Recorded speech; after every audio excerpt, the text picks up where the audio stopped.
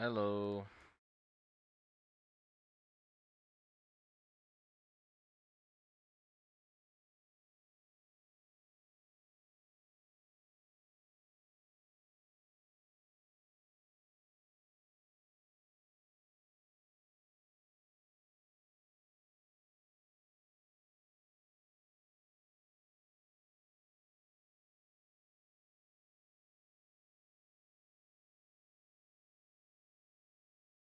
Hmm.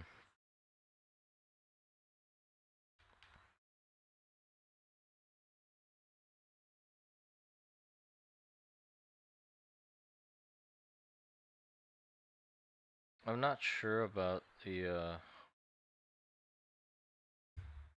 if like having the table be bowed down where the body sits, I think is cool, but I just haven't wrapped my head around how the hell that would work around the arms, you know?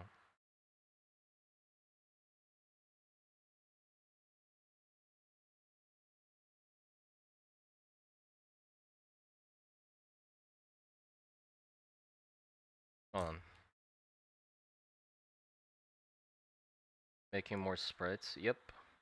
I'm going back to the table for a second time because the thing that bothered me the most is um it needs an outline. Or, wait, hold on. It needs a sharper outline. The outline's blurry, and that sort of messes it up. Um, and so I made a brush that's like completely solid pixels, no opacity, so I can use that to draw the outline of the shape and then color it in.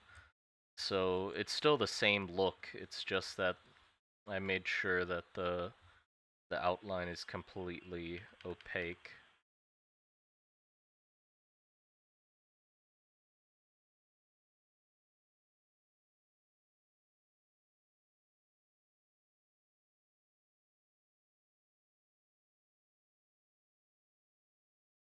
So here's the issue. Um, if if it bends down, I mean, I think it's pretty obvious what the issue is, but if it bows down for where the body slots in, then the side bars also need to bow down, but then also the slots where the arms sit also need to bow down. Uh, so those probably like come out like this. But then they can't really like swivel. I really liked in the reference that the armrest things. That's what I'm assuming they are. I don't know if they are armrests, but they can swivel over the thing to reduce its how much space it takes up. But if they're curved, then they they can't do that. I guess they can have a longer rod to still work, but uh, if when they're flipped out, hold on. When they're flipped out, if they're flat, they can overlap like this, right? And overlap with the table, and it makes a single surface.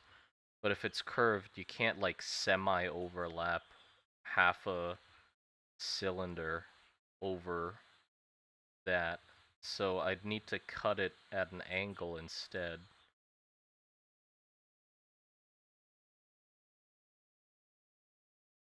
Like this. But I like that less.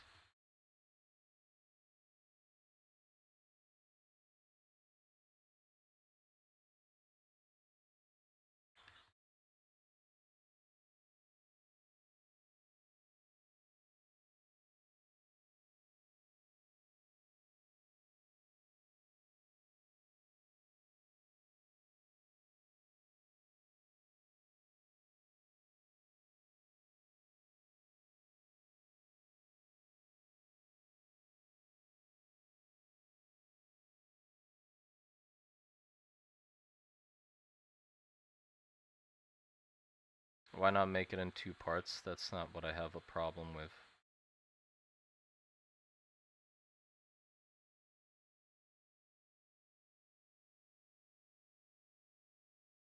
I mean, yeah, it can pretty much just be this. So you just change the angle of them.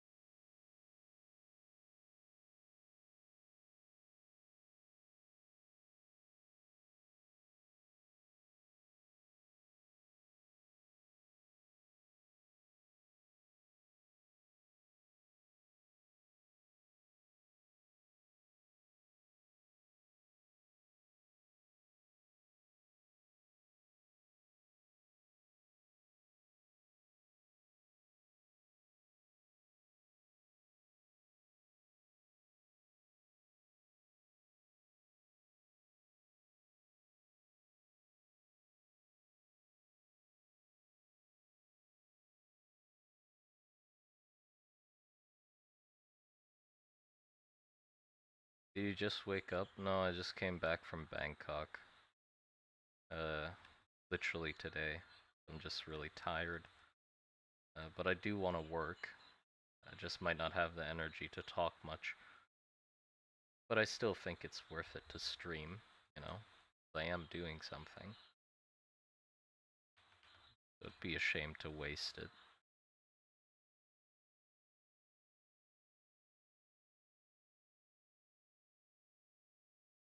Okay, maybe in this case it might be better to just fully stretch out the arms. I feel like that would just look better.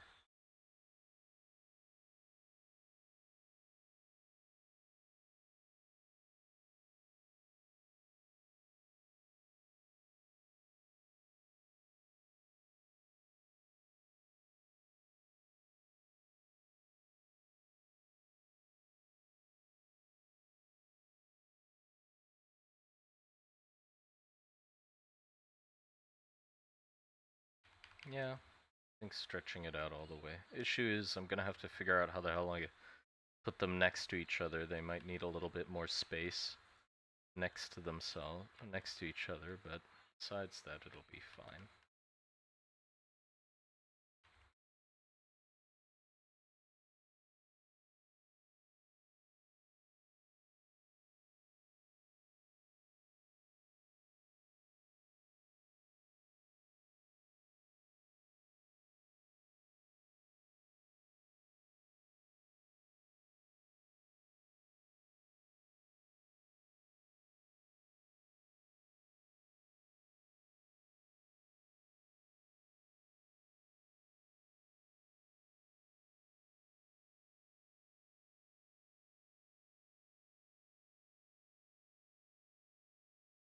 Problem is, I think he's a little short.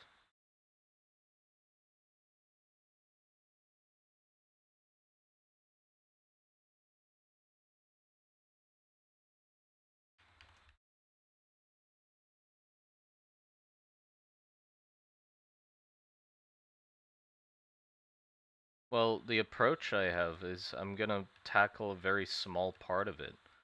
I definitely know that I don't want to make a game about all of it, right?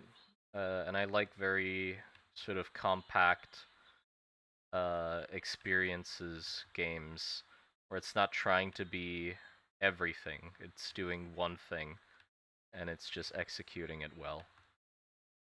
I know what kind of game I want to make. I've written out a bunch of stuff about it, but I don't want to get into it yet until we actually, you know, start implementing stuff, because I feel like it's kind of just dream talking if I just say, oh, it's gonna have this and that and all these features, and nothing's actually there yet. I'd rather just, you know, see if I can put them in and then go from there.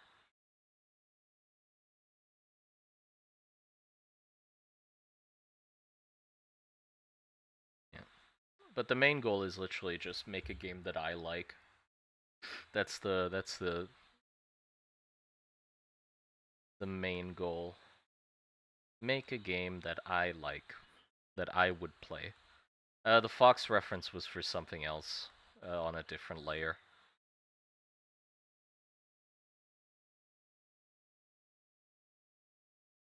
If I move him up...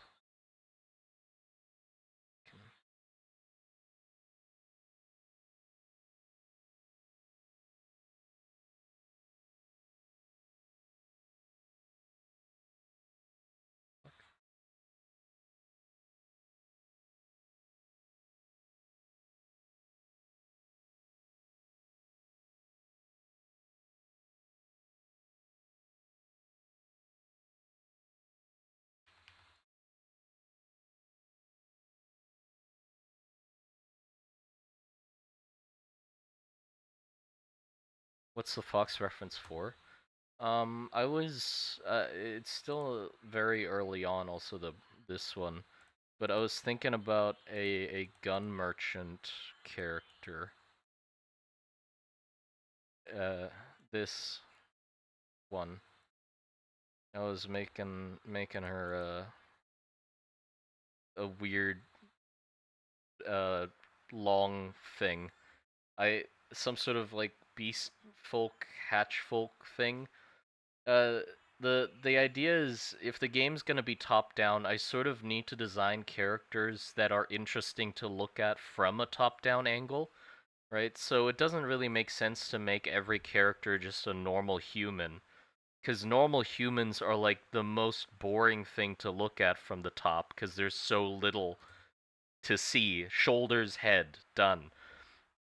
So I thought it'd be neat to like have like a really long, so weird character, because they'd look interesting, because that's actually interesting to look at from the top. So yeah, that's what I'm messing around with.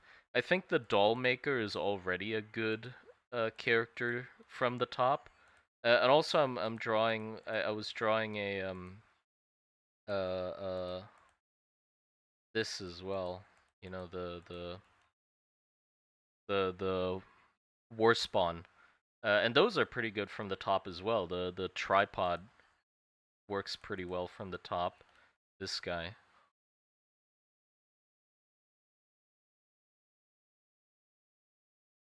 But yeah, I have a bunch of ideas still. But yeah, are you gonna do dialogue screens in the style of some of your item lore videos? Yes. So the only downside I see with making it a top-down game is immersion, right? Immersion-wise, top-down games are a little harder because you're so far away and detached from the character you're controlling.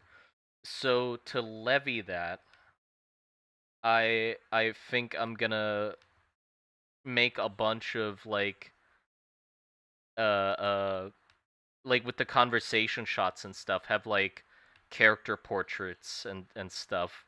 And when you interact with items, have sort of like horror screen, like Silent Hill type screens where you interact with the puzzles and that kind of stuff. There's not going to be puzzles, but that's an example of like a screen that pops up when you do something, which will help give like a different angle and perspective to what you're interacting with, which will hopefully help like make it more clear what the hell you're looking at.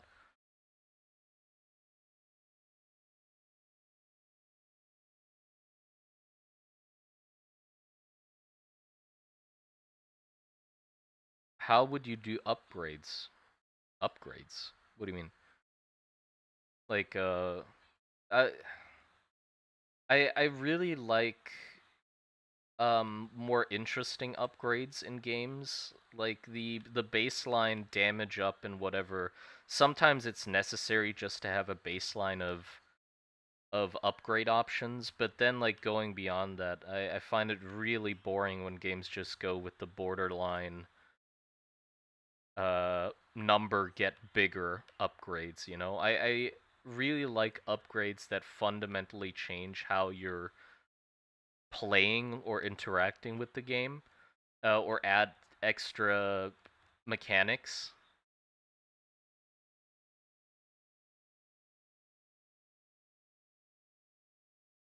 As a lore reasoning? Oh, I don't care about the wait.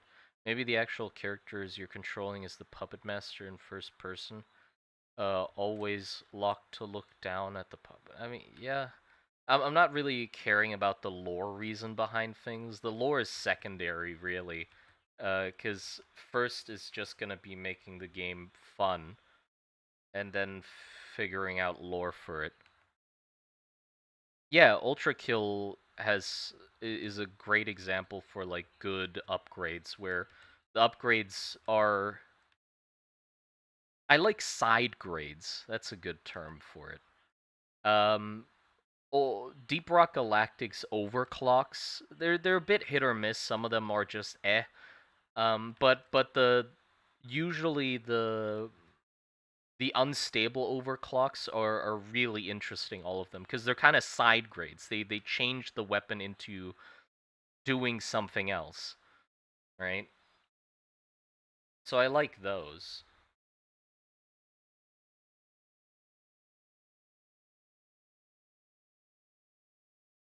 Will you get voice actors? Nope.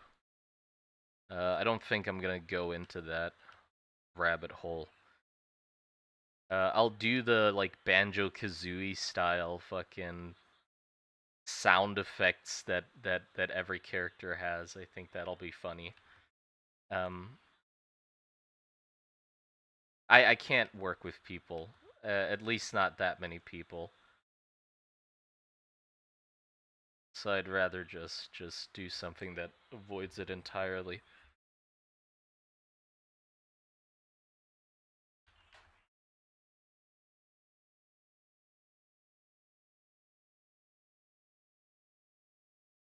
Okay, that works better.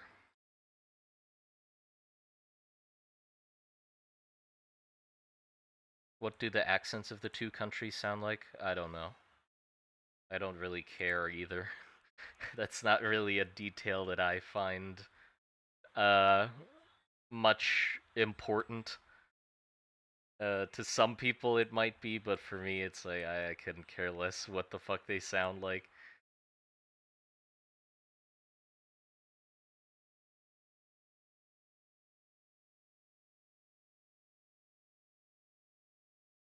What about your collabs? Well, that's kind of different. Uh, like you realize that all the collabs are kind of us going off and doing our separate thing, and then coming back to show each other the end result. You know, that's not. It's a collab, yeah, and we're sort of like doing stuff with each other, but it's not like one person is doing something for the other person. Um, that's what I'd be bad at. Like if somebody was drawing or designing stuff for me or like voicing something for me, I'd have a hard time with that because I'm just not good at communicating in that way.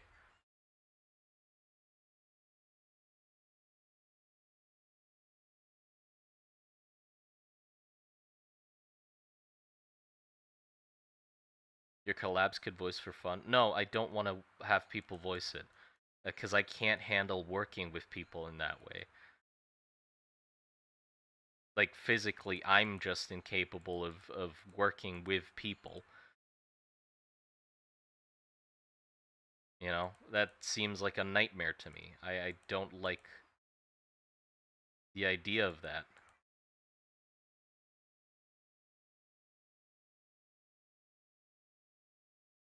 Are you gonna contact a limb for soundtrack for the game? Soundtrack wise, I'm not sure yet.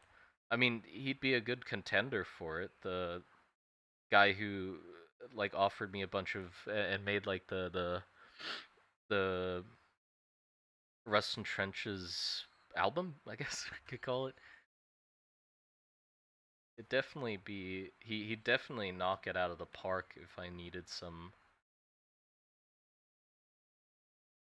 stuff. Yeah, probably.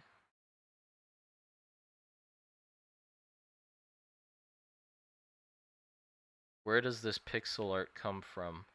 The fuck you mean? What do you mean where it comes from?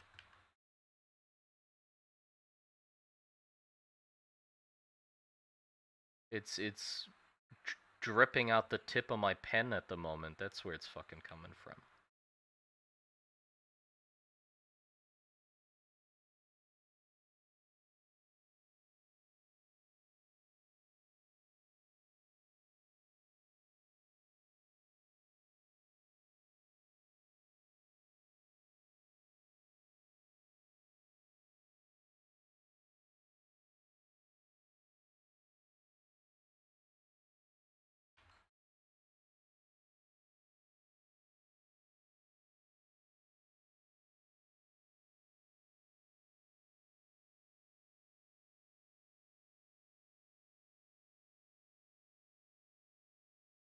Is the game just Rust and Trenches the game? I'll just call it Rust and Trenches. I'd say Rust and Trenches is already a pretty alright name for a game, cause like it can abbreviate to RAT, which I'd say is pretty neat, you know, having the abbreviation of your game spell out RAT. Normally you don't. I don't think you abbreviate ANDs, but I think it's a good enough exception.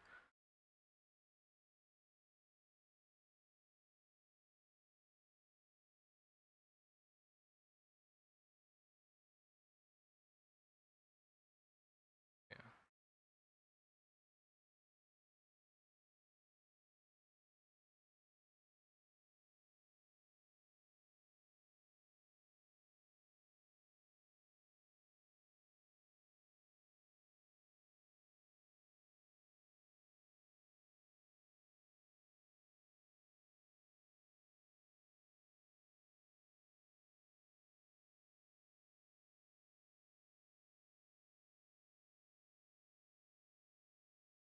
Yeah. At least to give a little bit of context, what I am wanting to make is definitely a mission-based uh shooter game, horde shooter-esque game, kind of like DRG, Deep Rock Galactic, or uh, I don't want to say Helldivers, but you know, Helldivers. It is an example.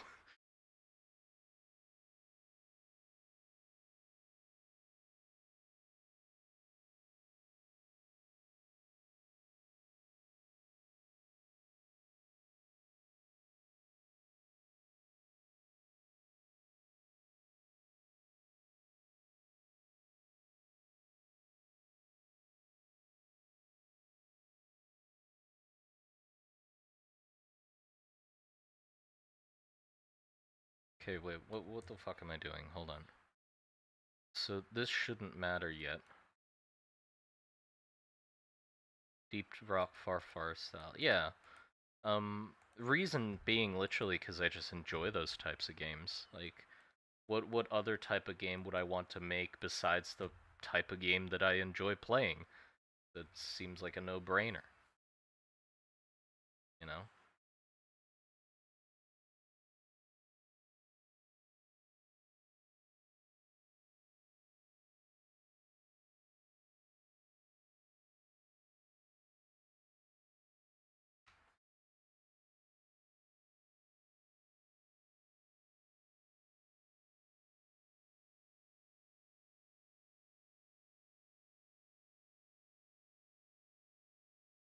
Yeah. I do think I have an interesting idea for like a main mechanic that the game revolves around. Uh, so we'll see how that goes. How am I gonna? I guess I can just extend the plate of the table.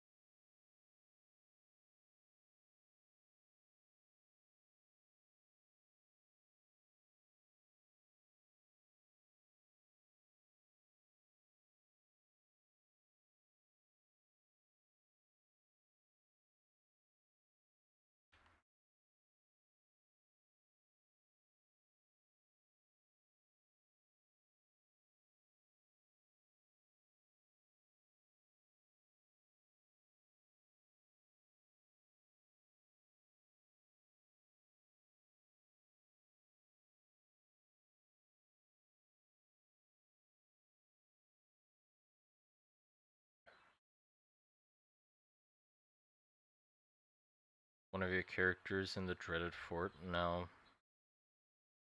I wouldn't. I care about that too much to just do that. Or it's not that I'm just not into that stuff. So it doesn't make sense.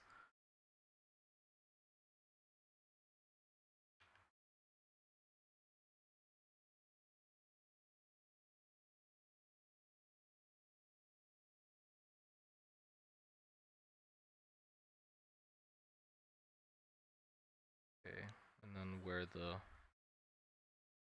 bolts of all this stuff goes.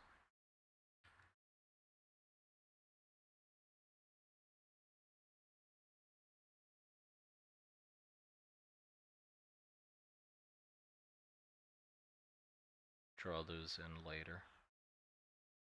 A different layer.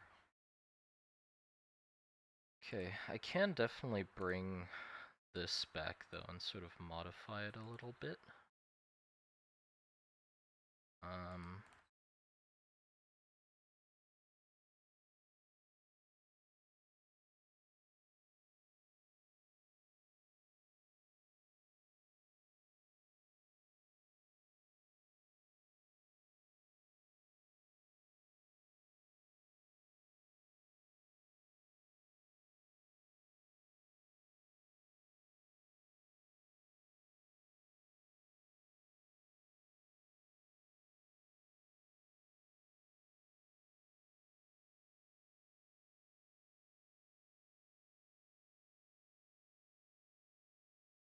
Although I definitely need to make the lines thicker so they read better scale.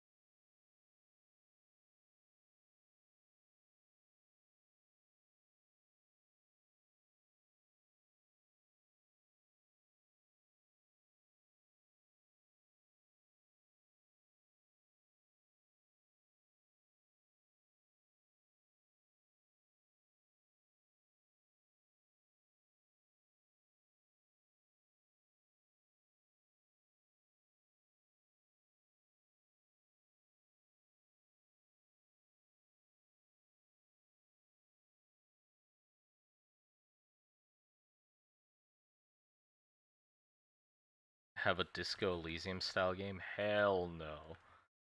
Hell no, not a Disco Elysium style game.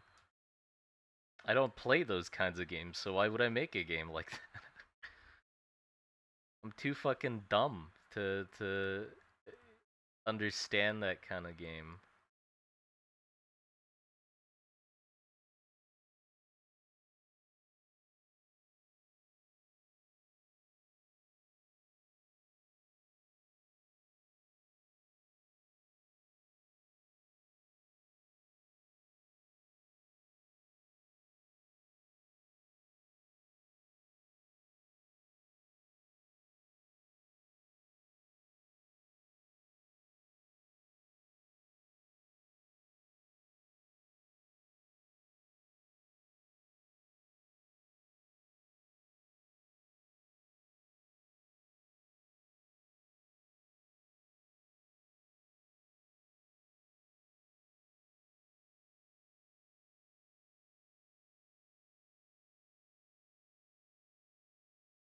Also, I'm not good enough at writing.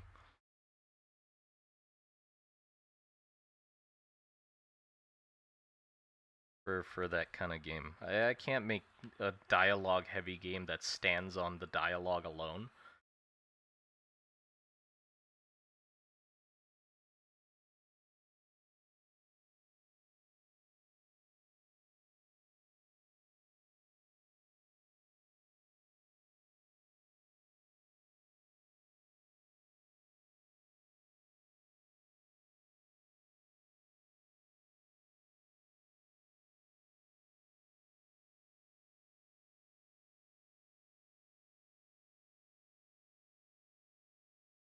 This is supposed to be the table the player gets resurrected as.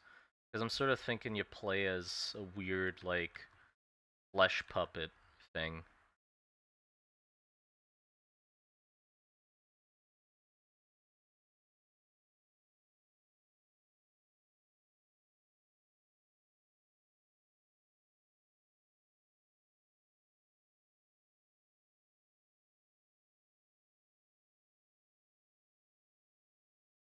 That's stupid. Yeah, no. We need, like, 4 dots back of the head.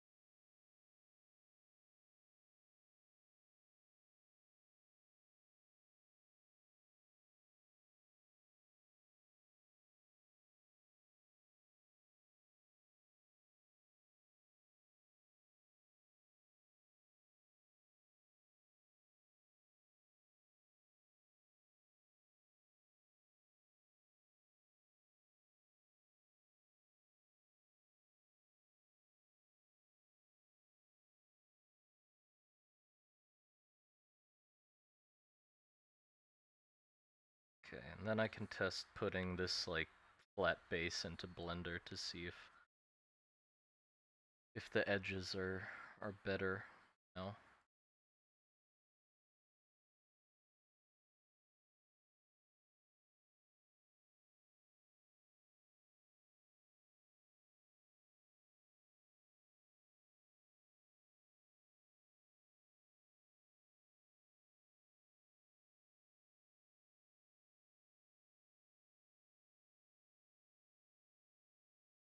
What kind of medical diagram is that you're referencing? It's like some Chinese, uh, like acupuncture diagram or something like that.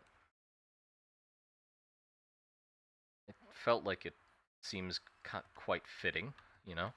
Acupuncture, uh, kind of Frankenstein-y vibes of like resurrecting a corpse and stuff. Seems kind of like, you know. And it'd be cool to have that like engraved into the resurrection table with like little fine needles coming out of it to like stab into the body and resurrect it.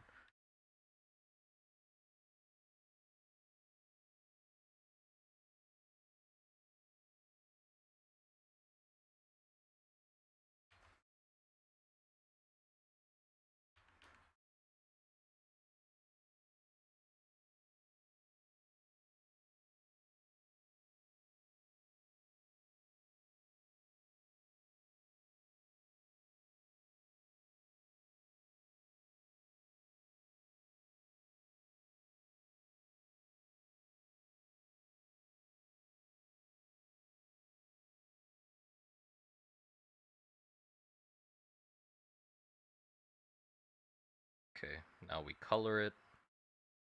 I do want to try the colors again, just because might be able to get some better colors second time around. And then I can have another shot at the height map as well.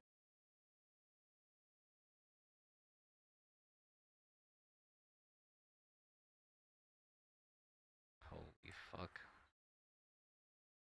Has anybody got the this ad about the like fucking annotation platform job where it's just a bunch of people saying like I've been looking for a good job for years, and this job perfectly suits my quirks and blah blah blah. It's really sad that I don't know, that ad just makes me sad. Because we're in an age where an ad promising, "Oh, I'm lacking money, and this is a job that helps me get enough money to survive." That's like a thing you know, that's a nice thing. That's good that we get the same ads. But yeah, I can't put it into words properly, but I hope you get what I mean. It's like we've deranked from scams being like, "Oh, I'm a fucking prince sending you bars of gold across country. Give me some money so I can forward you a payment or whatever the fuck," to scams being, "Hey, you want a job? Just a job. Just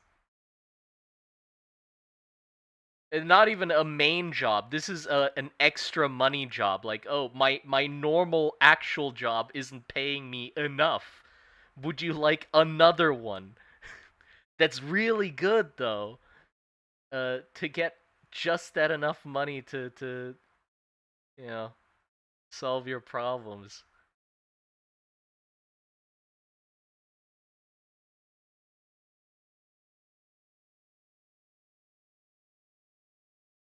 Yeah, and to have an ad for that. And I mean, I don't know if it's just me, but the I can see the pain in the faces of the people who are making that ad, that are reading off the script. Like they're trying to look so infused and excited about the prospects of this job, but it's not working for me. Like I can still see the anguish behind their eyes. Like, you know,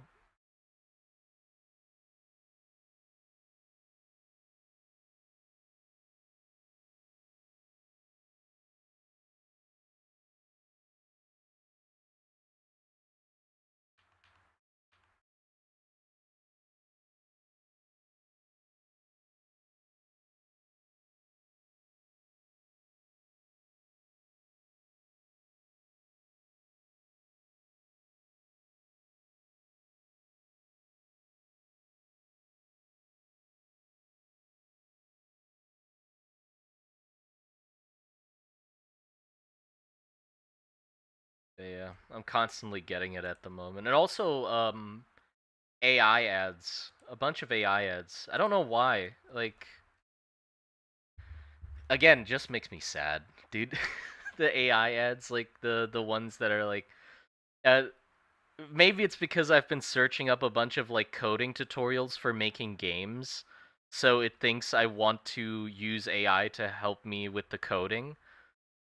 Uh, so it's like constantly giving me like, "Oh, this AI can help you code," and this and the fucking the one where it's an AI to help you make websites. Just one thought, and bam, you have a website. Are we allergic to learning nowadays? Fuck, man. I don't wanna I don't wanna get I don't want my ability to produce things to be reliant upon a third party existing and working, because they can fuck me over whenever. You know, imagine only being able to do your job with an AI, and then the providers of said AI just fuck you over. Like they can just fuck you over. They're like, "Oh yeah, by the way, the monthly payment or whatever to actually be able to code or believe you can code is tripled now." And because that's the only way you actually can do your job, because you haven't actually learned how to do the thing yourself and are relying on AI, you're completely reliant on it.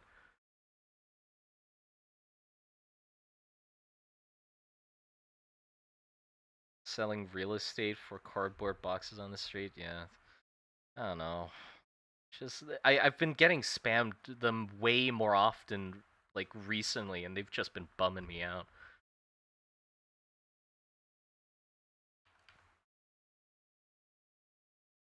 I shouldn't have added the rust yet, because I was.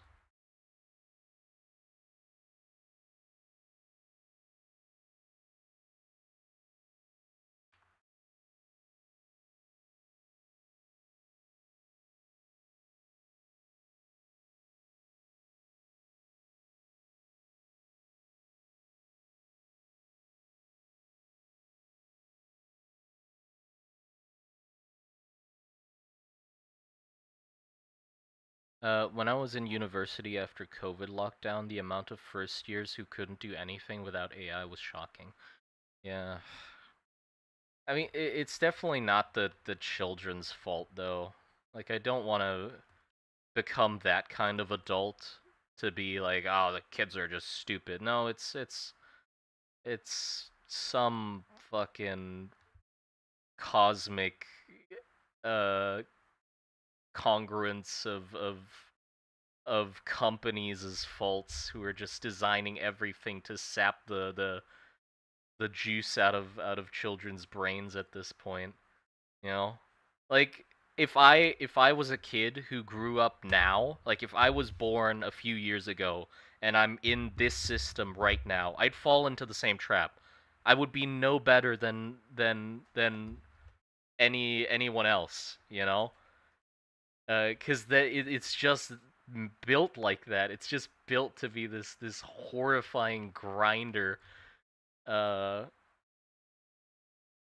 that just mulches you into a fucking blob. Like I wouldn't fare any better. I was addicted to what I had at the time, and I'd be addicted to what I'd had now if I was a kid now. Oh my god, literally the same commercial again. Oh my god, I actually have money to spend and do things. That's what they're bragging about. I can live. Oh my god. I got a second job in this thing and now I can actually live. I can pay for my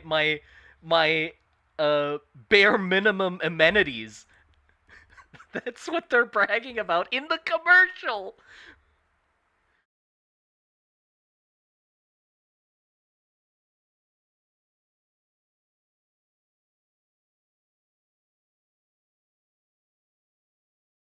Yeah, fucking hell.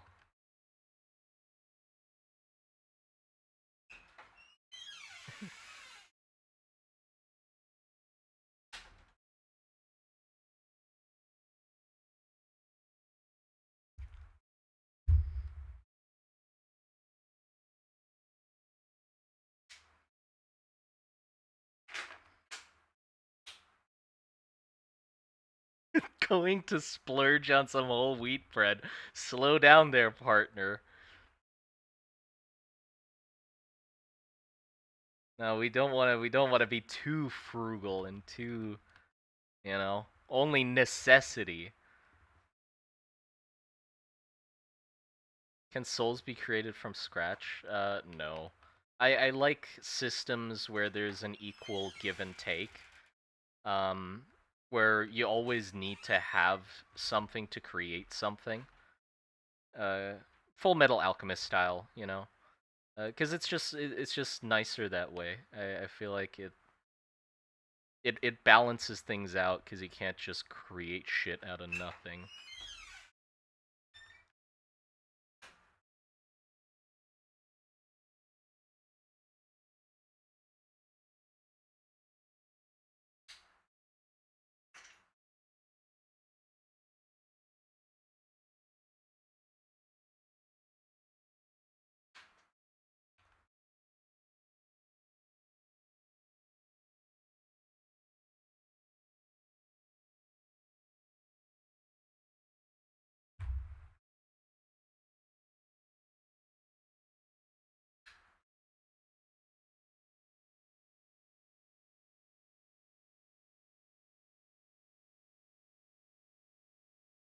Okay, and then we can have some like little dirt. Where's the?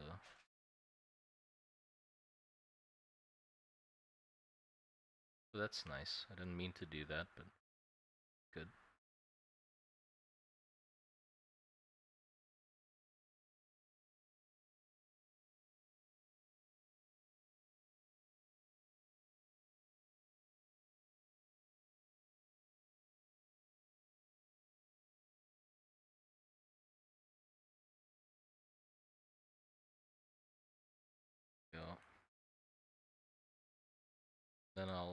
add a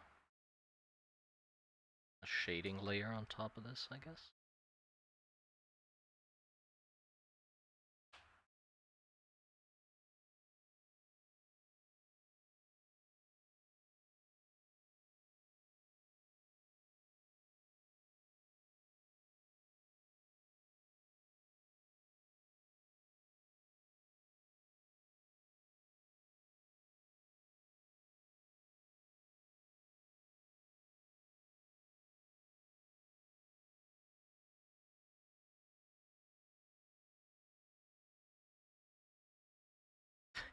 You don't need to spend money on food if you install a bunch of mousetraps. See the vision?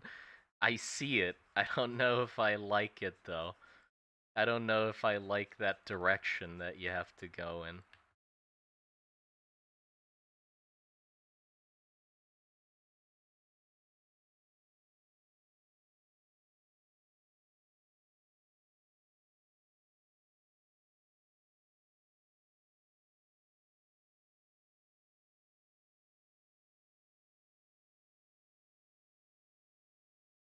So I'm gonna try to like make quite a flat shading, like top-down lighting. And then see if I can have the normal map sort of carry it. Because I'm gonna make a normal map for it as well. It's definitely not as hard as I thought to make normal maps. I need to get used to how to think about shading in that way.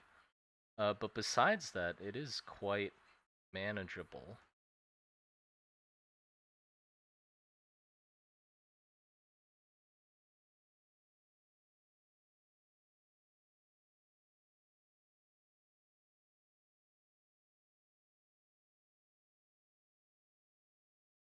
Okay, we have the blend brush. Where's the blend brush?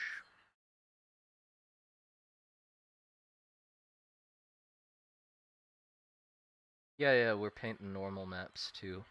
It's really easy. Um, I just need to, just get better at wrapping my head around uh, it. But yeah, what we're doing, so I'm not painting the normal map because the normal map's hard, right? Because it has all the directional colors. But you can literally just convert a height map to a normal map, and that's what I'm doing. So I'm drawing a height map, and then just using using a filter to make it into a normal map. And it does all the colors for me. So all we need to do is determine how high something is. That's it. Just how tall things are.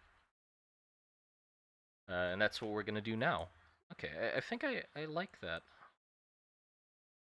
Okay, hold on. Let's see. So I want to duplicate this.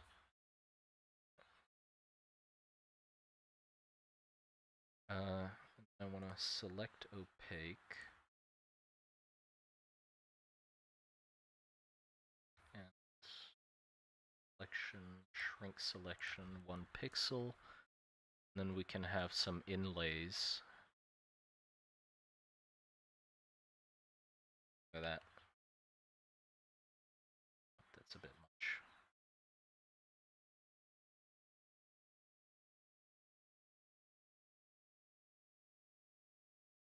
Let's pull that below the shading layer. There we go.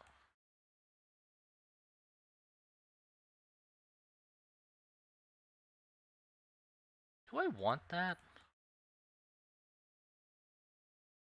It kind of just makes it harder to read, no? I might just want to keep the black lines.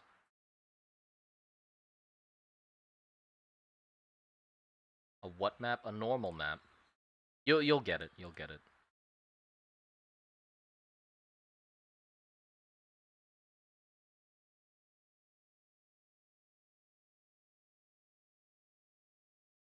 I'll mess around with it a little.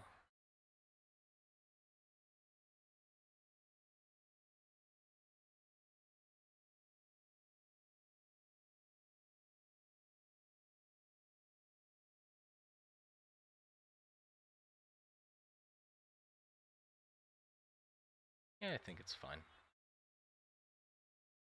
Okay, I do... Should it be... Shadow. I do think the inside here should be a little darker.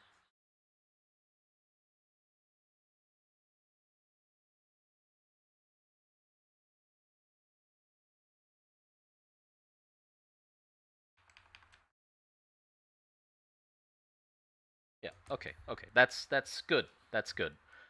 Now, we're gonna make a normal map. And so we're going from black to white, and I'm just gonna color in everything and tell it how tall it is.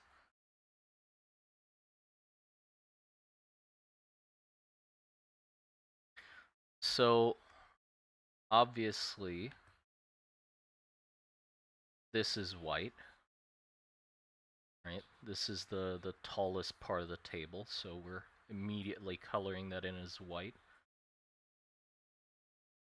I am doing the right layer, yep.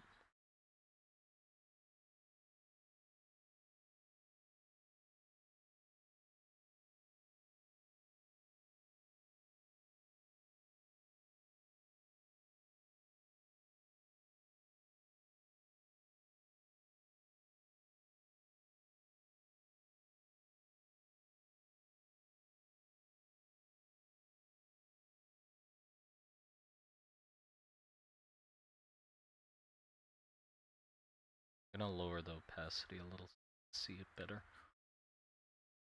And we'll see how it turns out, and then we can tweak it from there, because I just want to see how this looks, what we just did now.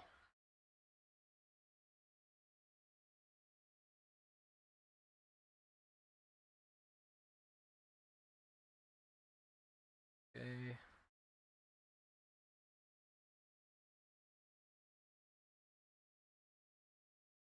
Go. And then the inside here is gonna be almost black.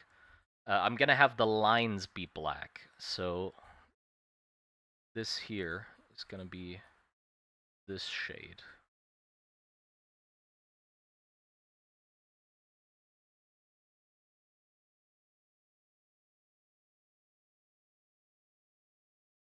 And then we need to blend it from this color to this color, which we'll do somehow. Oh my god, I just built a budgeting app with base 44. Holy shit, guys.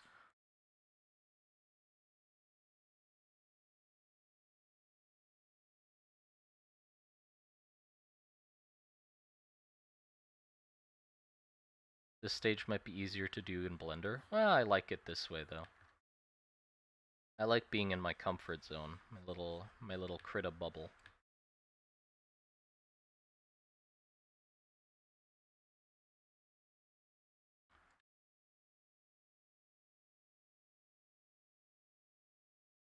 Okay, there you go. And then also the railings here on the side should probably be like that dark, I'd imagine.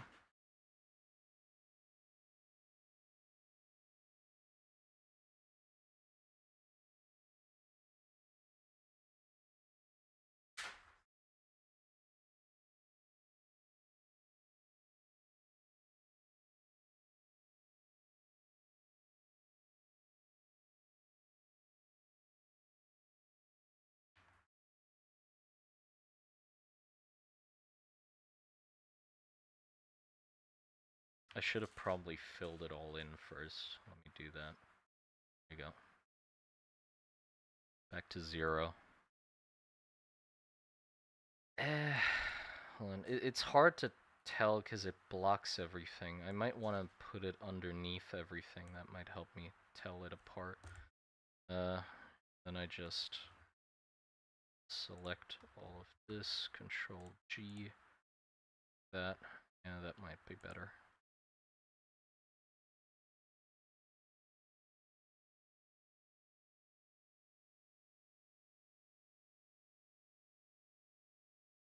There it is.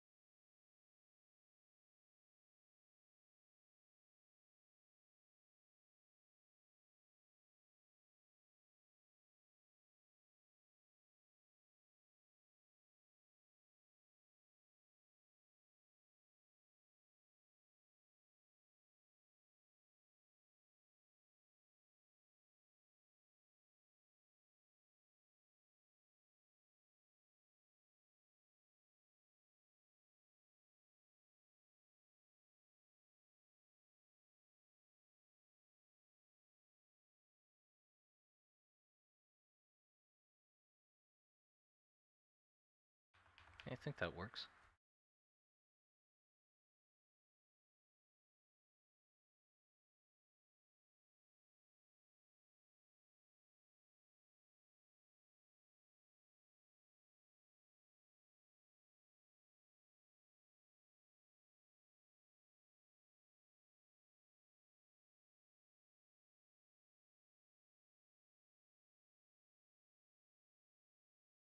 I'm gonna have a little bit darker on the interior of the flat parts to sort of make the edges pop more. Just a tiny bit. See what that does.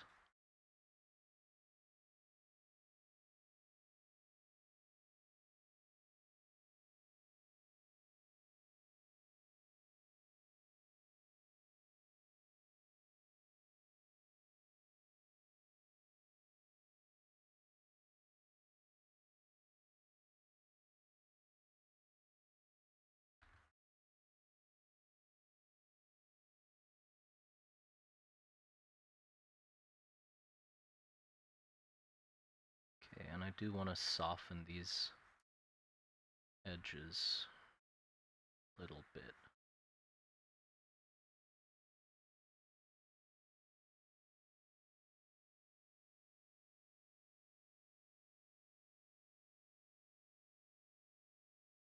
There you go. Okay, now we just yoink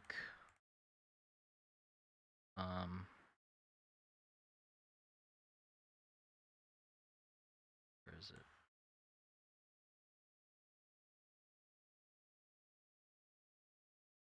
Yoink this. Control C. Control V. There you go. And that's the darkest part. So those are going to be the deepest pockets of it. That should be it for what I'm thinking. I think that's it. I might want to have these be a little lighter. A little more highlighted here. See how that goes. Whoops.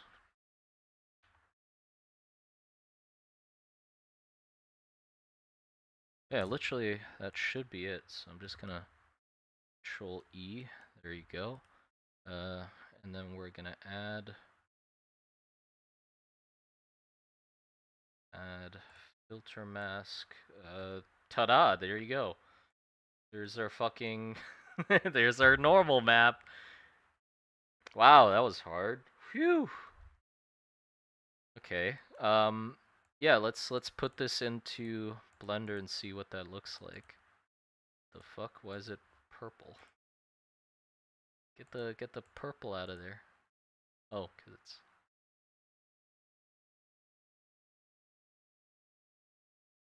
There you go. Okay, and I wanna control. Oh, wait. Add filter mask. I put my classic fucking posterize filter, crunchify it up. Look at all those nice colors. Okay, there we go.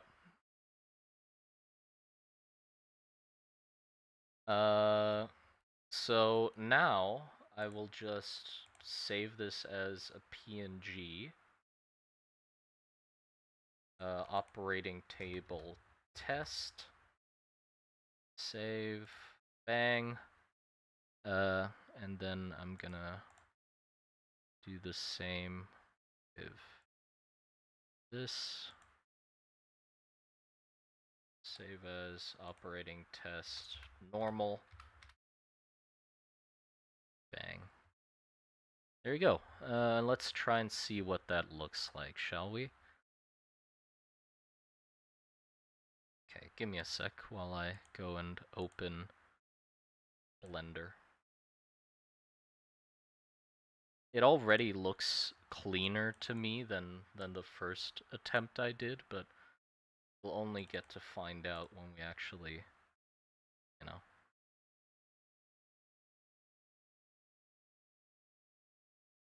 Blender, hello. Okay, so Shift A. Nope. It's Control A. No, it is Shift A. Yes. So adding nodes in Godot is Control A, and adding things in Blender is Shift A. So it's gonna keep messing me up. The more programs I add to my repertoire, the more fucked my brain's gonna get. So what I need is image mesh plane, I think. Let's see. That we're just gonna operating table test. There you go. And where is the rotation? Hold on. There you go. There's our table with lighting. So I'm just gonna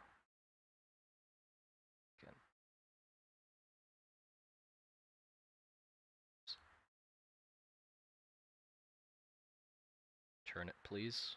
Turn it, please. Turn this. Okay, and I can add kinks to this as well, like in the joints here to have it like bend up properly, but that's not what we're trying to see about. Literally the only thing I want to know is how the thingy works, so... Can you see this, by the way? Yes, you can. Okay. So, just gonna... Shift A. Texture. Image texture. Bonk. Open.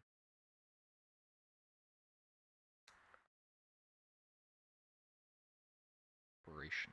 Test normal. Color space.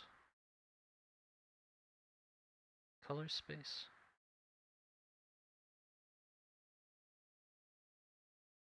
Am I remembering things wrong?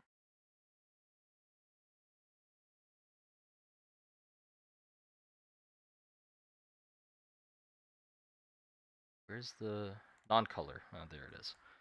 Okay, and then we put the... It's again normal. Was it the color into normal? That? That's what it was. Or was it the alpha into normal? Oh, we'll just figure it out. Hold on. Let's see which one it was. Where's the light source? There it is. Also, this thing needs to be fucking bigger. Actually, see it. Okay. Nope. Does not seem to have been... Oh. Shading. It's the color. There you go. Yes. It does work. Cool. We have a fake fake height map. Or a fake 3D. Yippee, and it works. Seems to work. Look at that. It looks a little funky in Blender. It looks a lot better in Godot for some reason. I don't know why. So hold on, let me put it in Godot and then we can check it out there. So I need to export as a GLTF. Yes.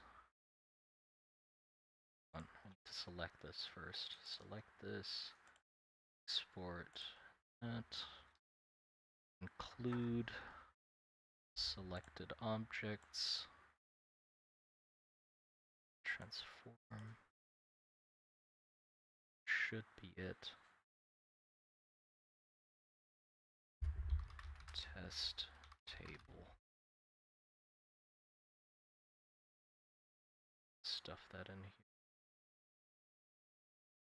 There you go.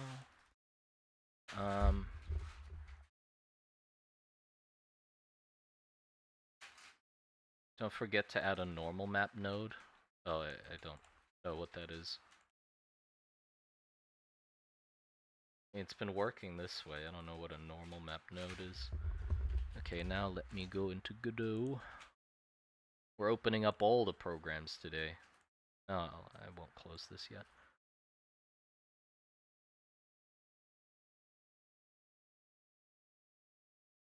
Best.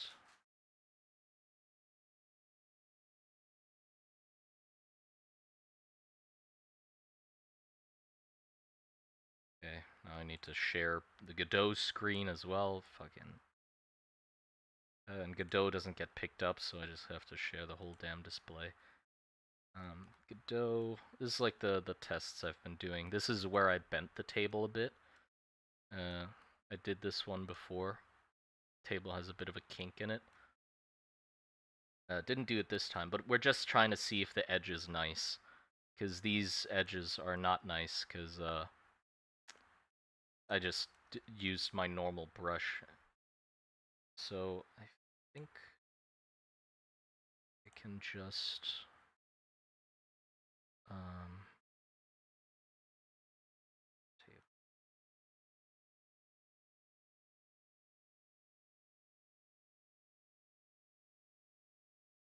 there we go. It's a little tall, and it's a little big, but still have to figure out the scaling from Blender to Godot. Okay, yeah, let's see. Where the fuck is the table? Where did I put it? It's right there.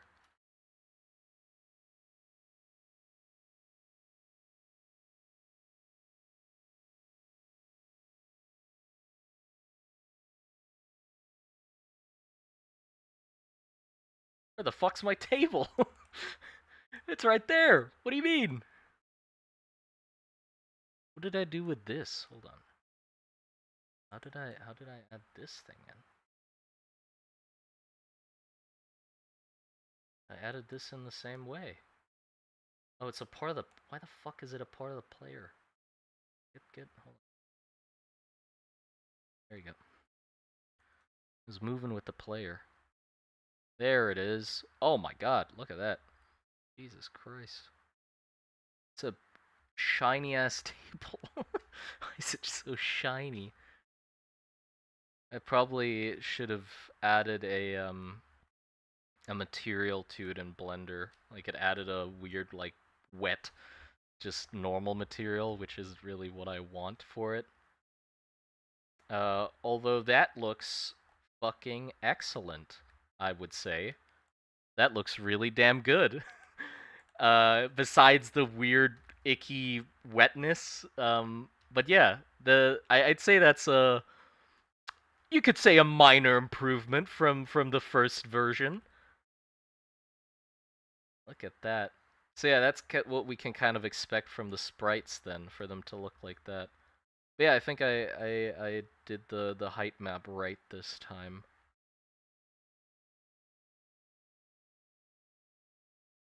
Sort of. Yeah, I think it's good. Oh, let me put the table lower a little bit. So I can see a bit more of the...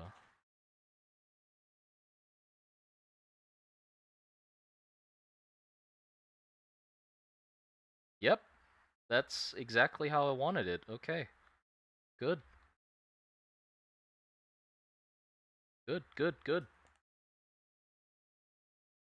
Amaze, amaze. Cool. That looks pretty sexy. Thank you very much.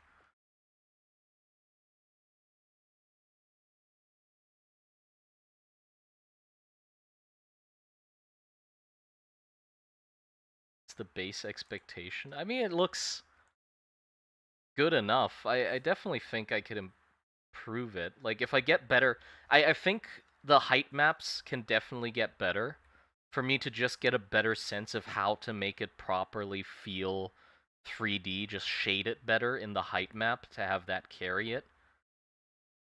But yeah, I feel like this looks a lot better than... So with the earlier... Hold on, let me show you. Is this capturing? No. This? Yes. Okay. So with the earlier table, I was sort of adding shading to it, just while drawing. But because the height map sort of does the shading, I shouldn't really give it a directional light in the model, because the directional light comes from the environment. So it's more correct to keep the lighting straight on and just show depth, and then have the in-game lighting do the rest of the talking. Yeah, ที่รักมาดูดิเนี่ยเขาทำใหม่จากอันนี้แล้วดู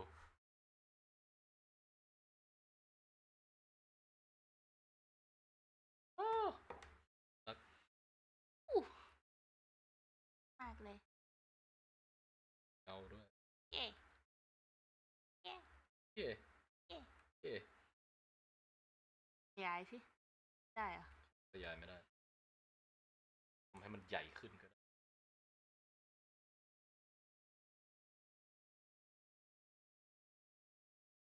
Okay, cool. Well, now that we know it works, we can make the rest of the pieces of it again, and then put it all together and see what the final table would look like. But yeah, you can't... yeah.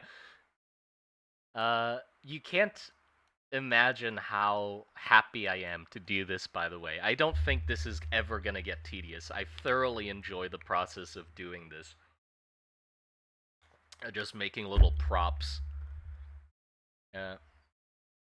How does it work with colored light? Good question, actually. Hold on. Give me a sec. I have not tried colored lights.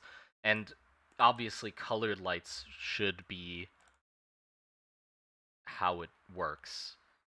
It should be done with colored lights. Give me a sec. Bang. There you go. Okay, how do you change the color of a light? Oh, there it is. Whoops. Let's do a yellowish, like, orangey.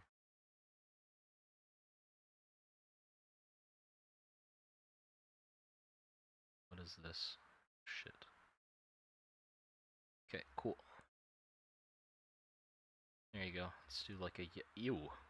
A little too yellow, maybe. Hold on.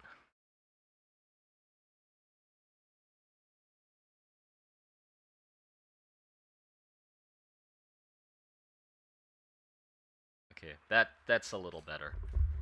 Yeah, it works. Is there a way to, like, crunchify the... Hold on, let me read this. So indirect secondary multiplier used, indirect light bounce used. Okay, volumetric secondary environments, volumetric fog if enabled. Oh, I don't have that yet. Specular.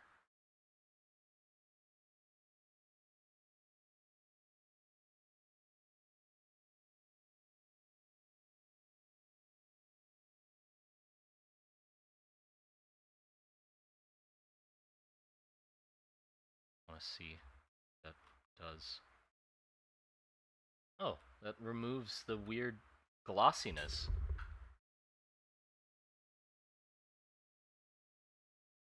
I don't... Hold on. What if I... I'm just fucking around with it so I get a better sense of... Oh, yuck. Yeah, that is the glossy weirdness. It might also have to do with the material this is made of. Like, I could probably set the material, and this is some sort of more reflective, wet-ish surface. I can make it really faint.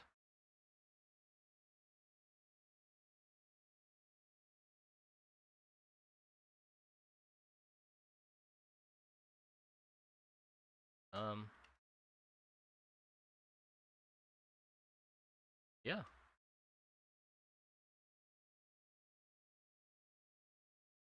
Okay. So lights work. I'll definitely play around with that more. With 2006 lighting, like I don't know how that looks specifically, but I definitely don't want just realistic lighting. If I could crunchify the lighting the same way I do my images, I definitely would. Where it's sort of those rings of different light values. Because I'm a sucker for posterizing, like what I did with this, like this here. If I can do that with the light, you definitely can. 100% you can. I just don't know how to do it yet. But luckily, that's like a separate thing, which I also like. What I'm enjoying about this is I can work away on things separately, and I don't lose progress, right? Like, I'm making the table, like, I'm making this table, I'm making props for the game. If I get better at making games, the props are still there. You know, I don't lose this progress. I can just make a bunch of stuff and use it whenever, right? Which I think is nice. I think that's nice. Okay, let's see. What do I do next? Next is the armrests. Oh, I just realized I don't have my puppet. Let me open my puppet. It's my puppet.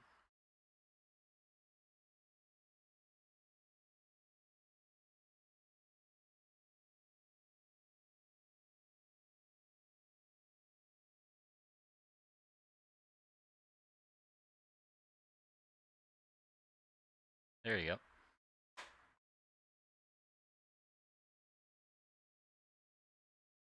You're making the table before setting the game. Haha.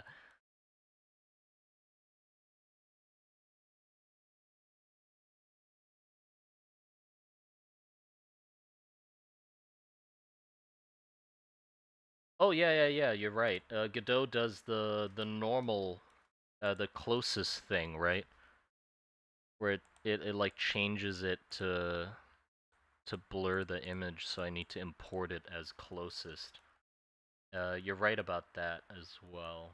Might wanna hold on.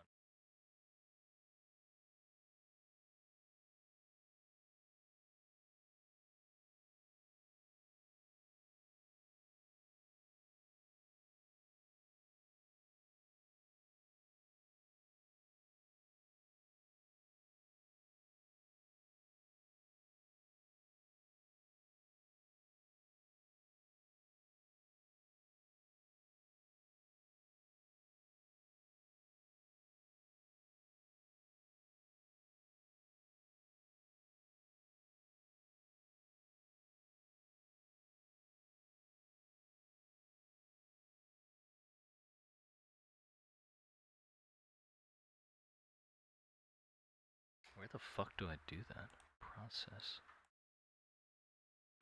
I know where I do it for images, but it doesn't seem to be there for what I put. I might need to do that in Blender. Because in Blender you can do that as well. Yeah, that might be the case. I'll fuck around with it afterwards. But for now I can just make the table.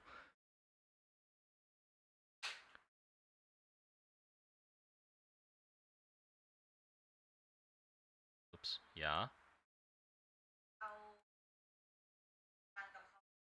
Yep. Yep. Uh,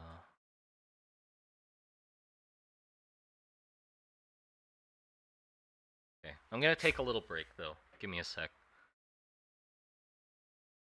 I'll take a little bit of a break. and we'll get back to this. Also sweating bullets. Need to turn up the fucking air conditioning or whatever.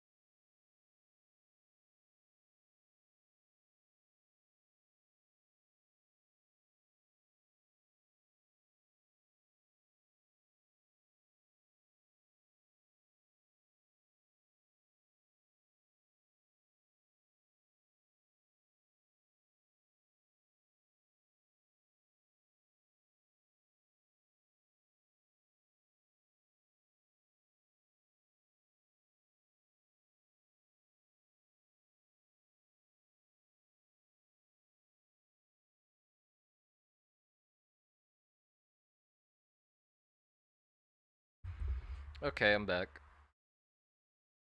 I'm back. I feel the urge to play games, though. That's what I'm thinking about right now. Also, I'm realizing there's a dot missing from the corner of the sprite. Right here.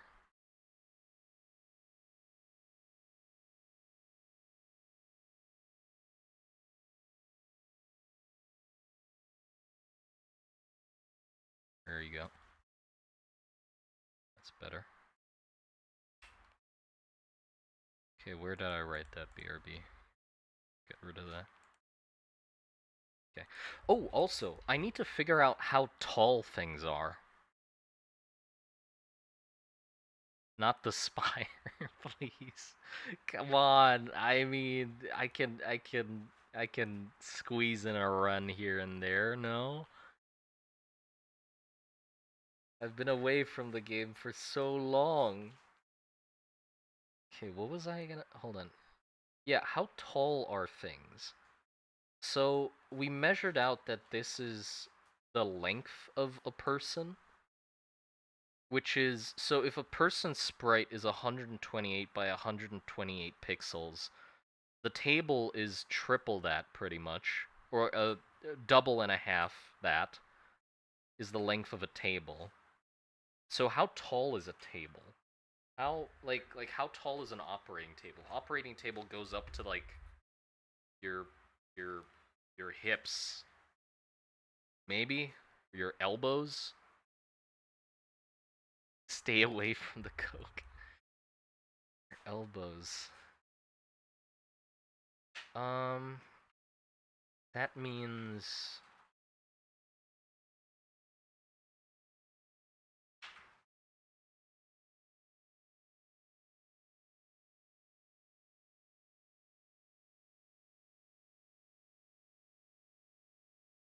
hold on, let me check. Oh, also I need to check this. What's the size of this?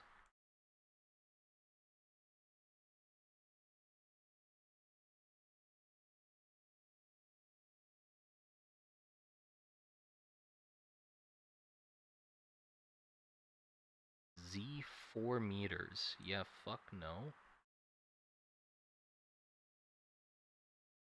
Scale is 6. What is 6? If I change the scale to 1, that's tiny. That is absolutely tiny.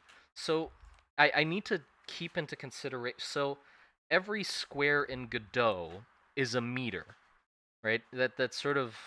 Every square in Godot is a meter. So, a person and object should take up as much space according to the squares as if the squares were a meter. So this table would be like a meter and a little bit long, like a meter and 80 centimeters or a meter and 50-ish centimeters long. Oh, that's gonna...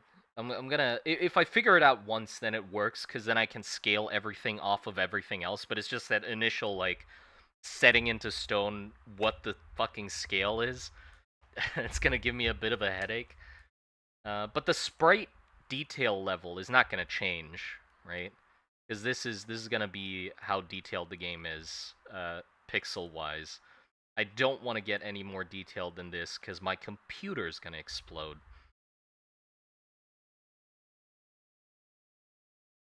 Okay, so what do we do? What do we do now? Side of the table. Let's do side of the table. I'm feeling like the side of the table. Wait, no. I'm feeling like the arms of the table. I changed my mind. I want to do the table arms. Where the fuck is my reference?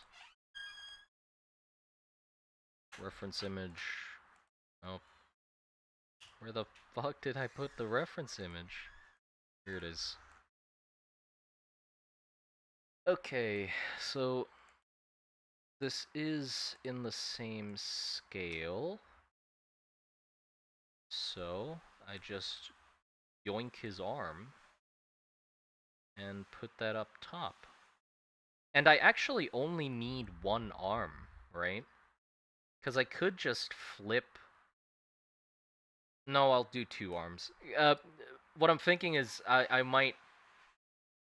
It might fuck up the normal in some way if I like flip it, and then the normal's gonna think it's flipped as well or something like that. So I'll probably want to do two arms. So I'll draw this, and then I'll flip it in here, and then make a second one. Yeah.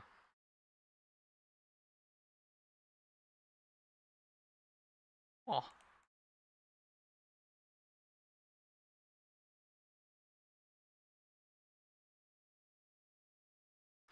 And then I also need to do all the straps. I wanted the straps to be on a separate layer, because then I can have them hover above the table, so they're a little different. They're a little clearer. And I guess I'm paying a lot more attention to this model than I would for the average model I'd make for the game, because this is the respawn table, right? You'll see this thing often, most likely, and it is like the main prop in the room I'm building. So for it to be more detailed than the rest kind of makes sense, or for me to put more thought and effort into it makes sense. Okay. Let's see, so got this. I don't need this layer anymore. So I'm just gonna remove that. What is this? This is the side of the table.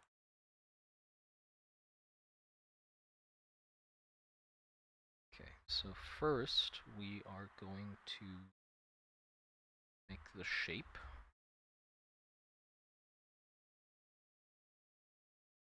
Do you struggle with color theory, or have you mastered it, or at least understand it well enough? Nope. I'm not good at it. I crutch on the posterize filter to help me with all my color choices. So I'm using a crutch.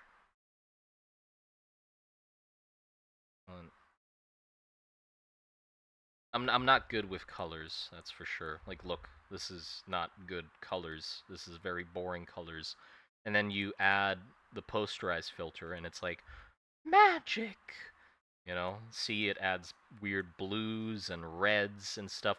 I just really like the colors it chooses to add in the transitions, which I could never think of myself.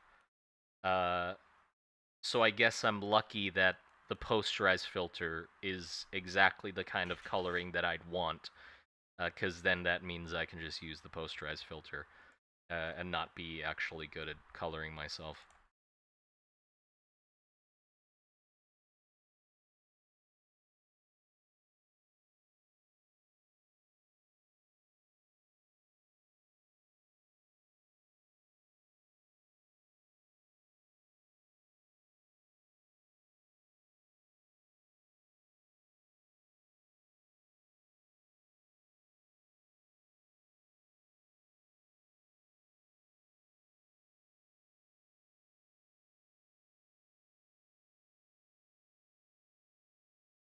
Go, so that's the armrest. Split into alpha, thunk. Select opaque, and we make the line work.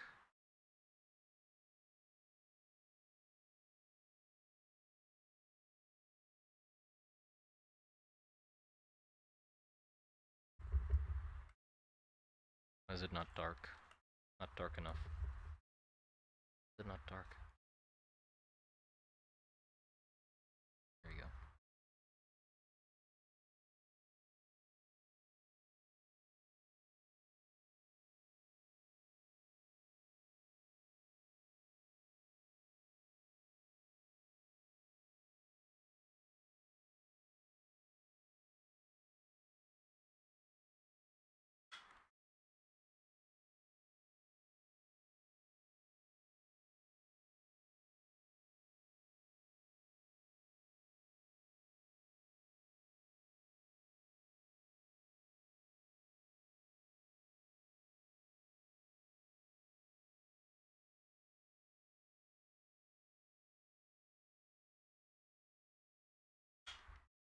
กินอะไรอยู่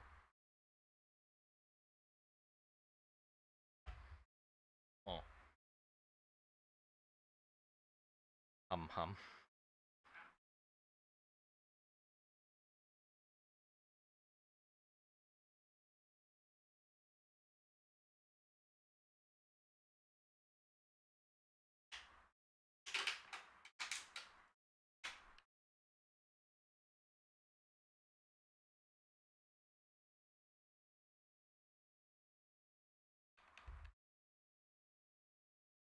There you go.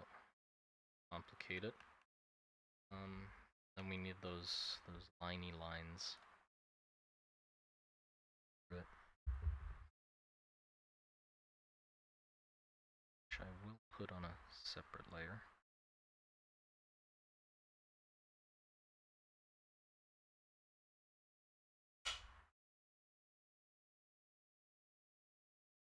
Hold on. What will help with this is if I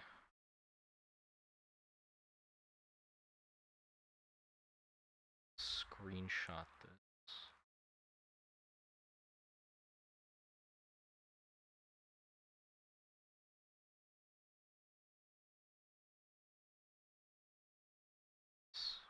Here.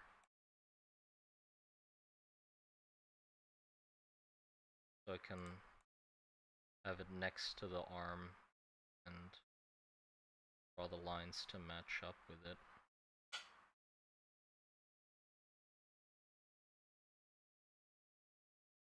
Ow.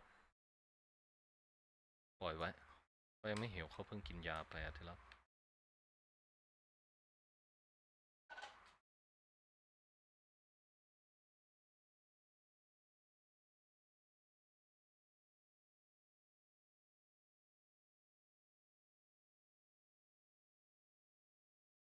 So I want it to be higher.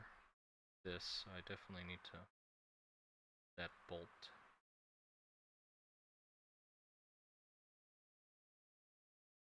So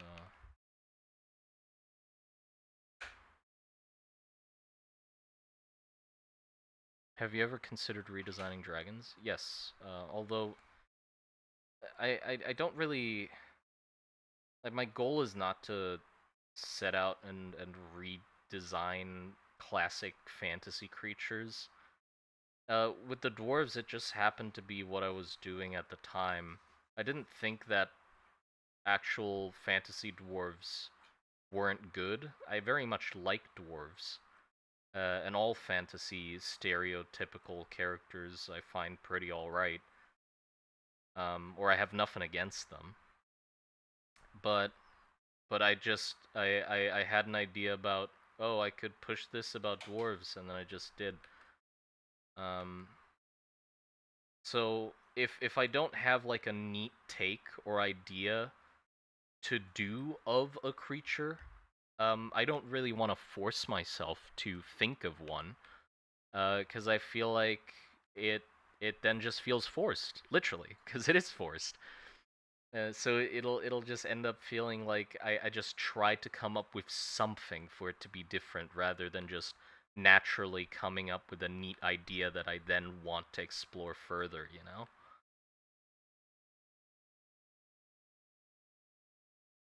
Will you add the Loom Bear as an enemy? I mean, it would definitely be very fun. When it comes to enemies, I think I have a pretty good idea of what kind of enemies are fun and not in games, because I play a lot of games, so obviously I know what frustrates me, and what I find enjoyable in enemies. So I think I'd have a pretty good idea of what kind of enemies I'd want to add.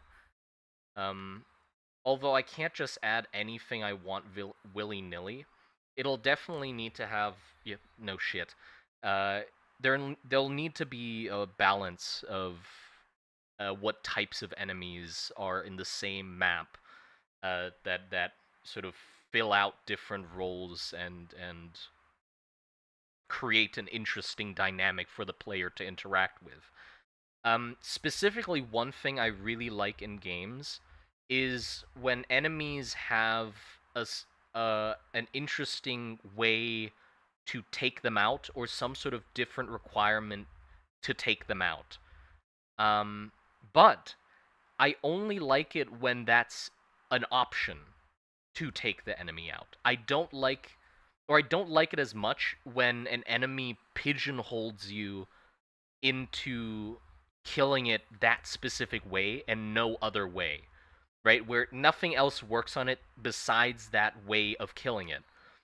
I more like it when it's that way is better than all the other ways, but you still can kill it in all the other ways, or most of them, right? But it definitely has a way of dealing with it that is easier, right? I like that a lot more. Um, so like for example, if you have like a big shield enemy, right? Big shield in front, so obviously it's going to take way less damage from the front, and you should shoot it in the back. But that shouldn't be the only way you can kill it, right? Should kill it with fire, you could probably kill it with poison, you could punch through the front of the shield and brute force it if you really can't find an angle. But it shouldn't be impossible to kill it from the front, but it should incentivize shooting it from the back. I also really like enemies that react to how you fight them.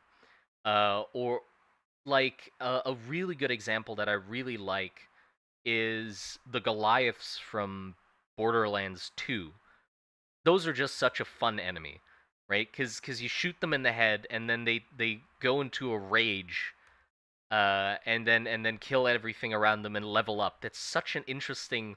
It's not like complicated or incredibly complex. It's just it gives you options, you know? When you see them, you're not just, oh, I killed him. Oh, I could use this dude by shooting his head off and have him kill all the other ones.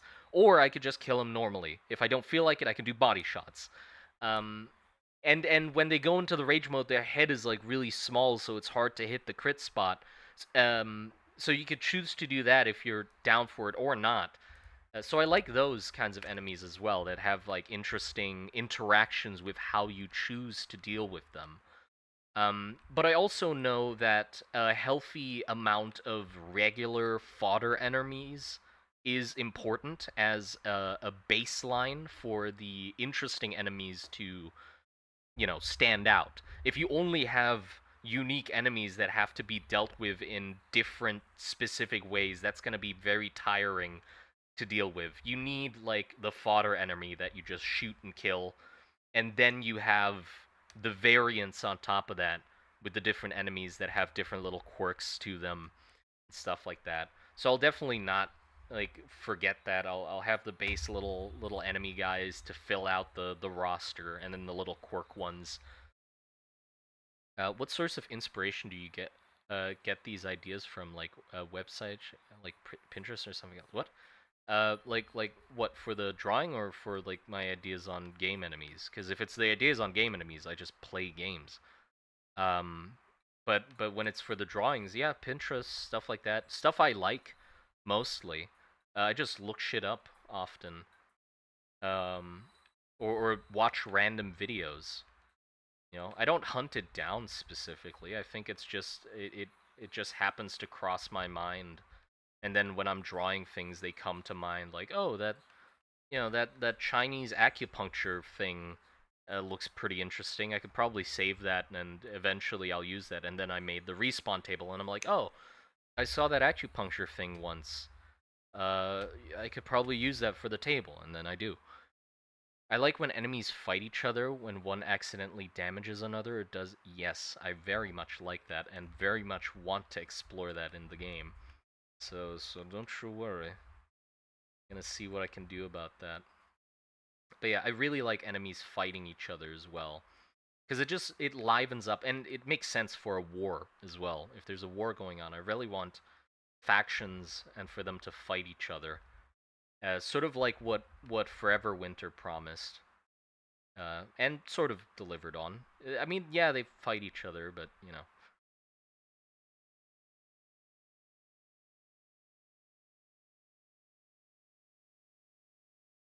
Hmm.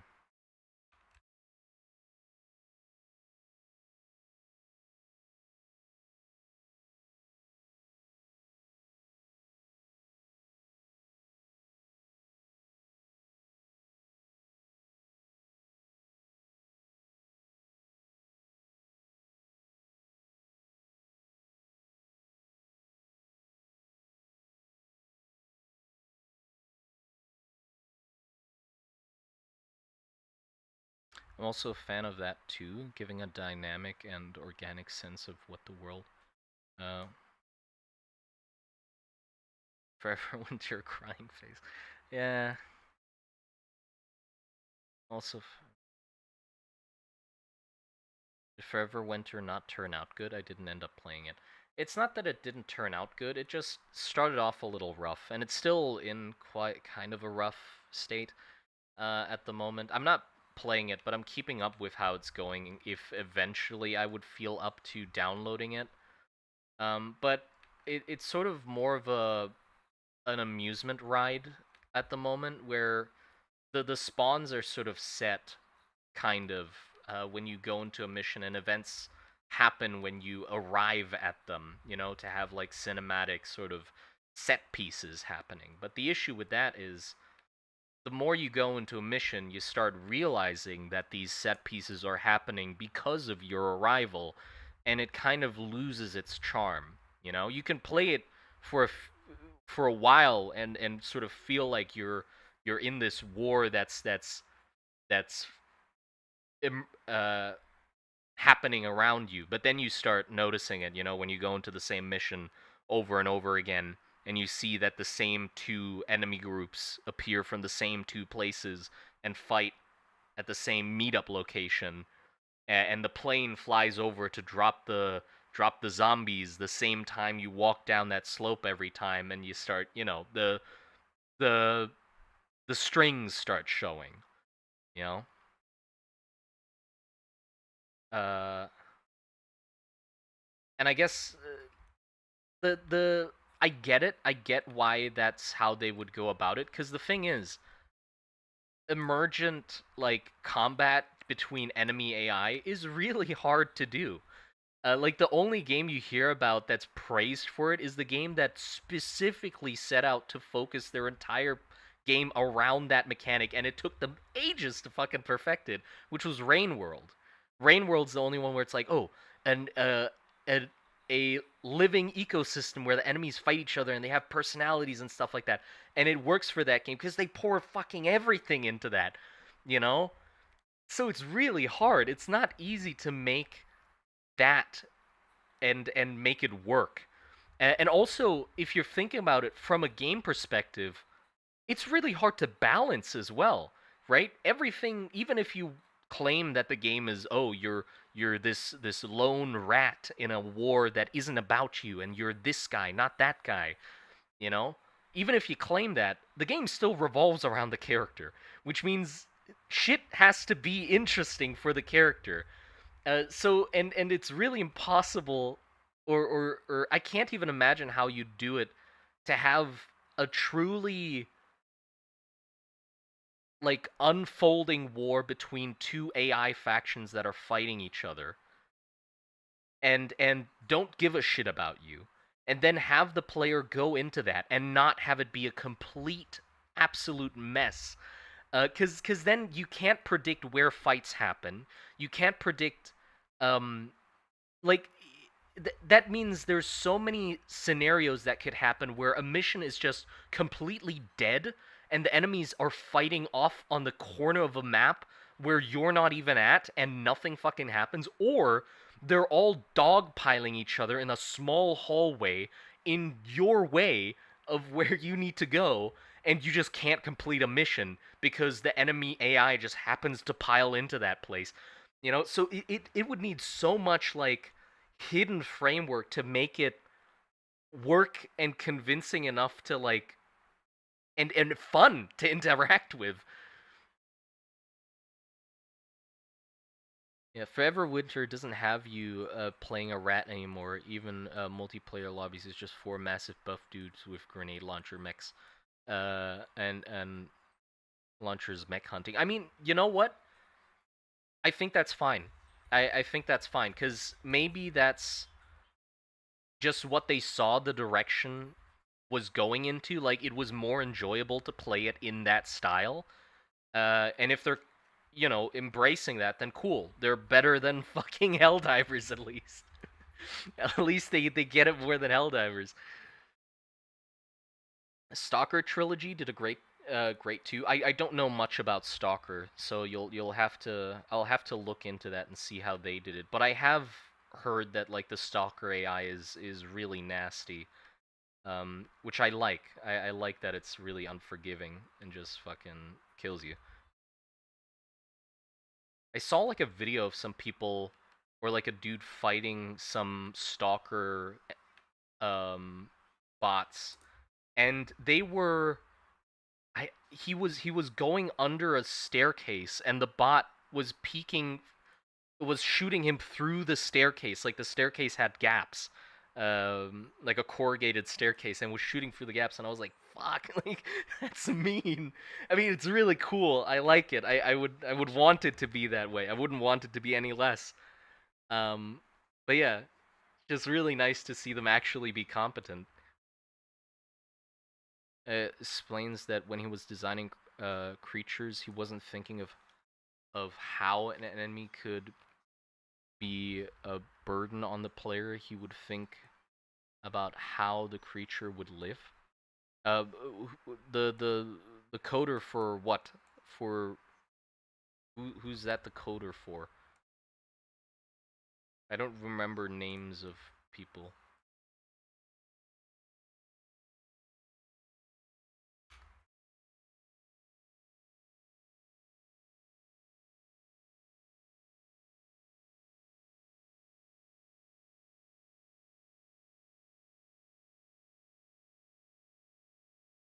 Absolutely the best way to enter the game. Okay, I'll definitely check it out then. Rain World. Ah, okay. Yeah, yeah.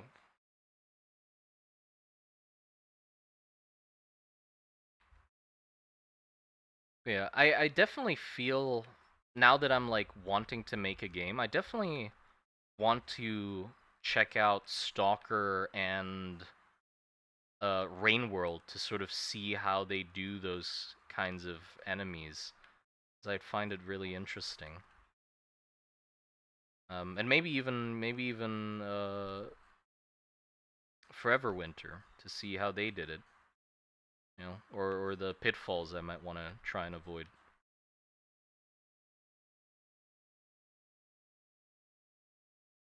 I don't know how to do the arm. I don't know why it looks like shit.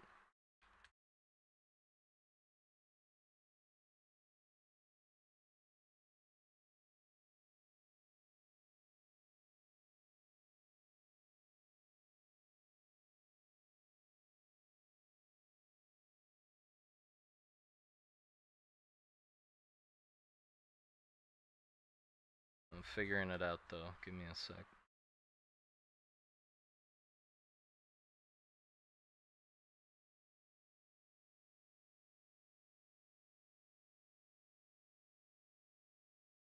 That kind of works.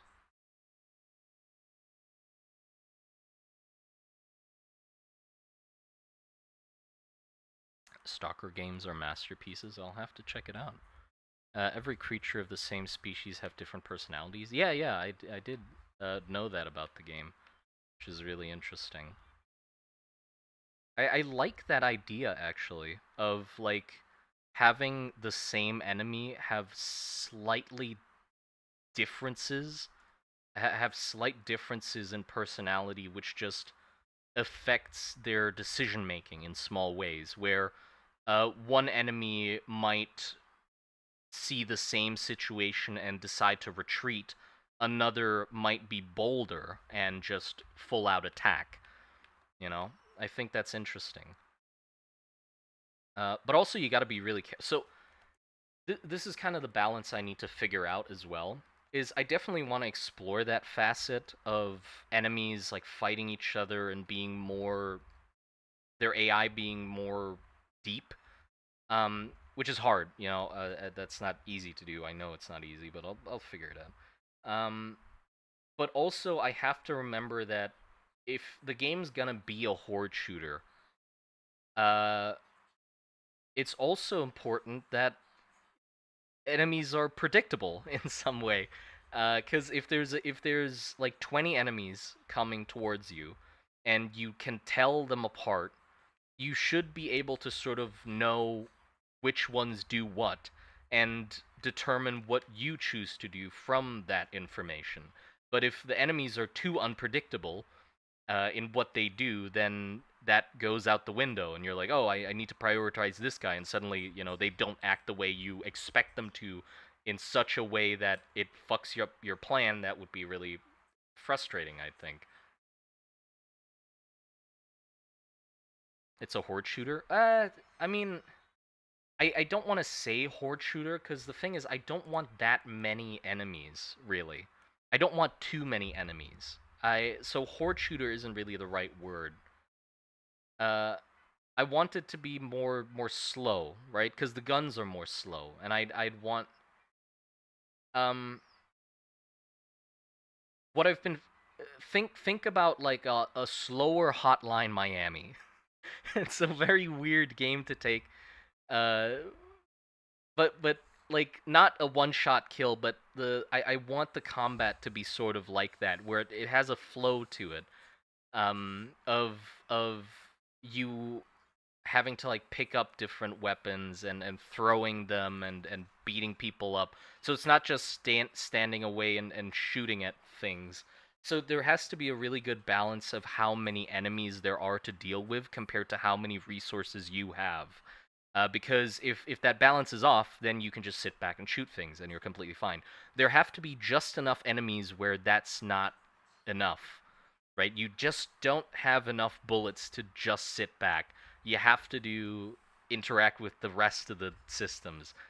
Like Darkwood? No, not like Darkwood, really. Darkwood is a little too slow. Not saying bad. That's perfect for what it is, but for what I want, I need it to be a little faster than Darkwood, but slower than Hotline Miami. Conscript. I'll check out Conscript.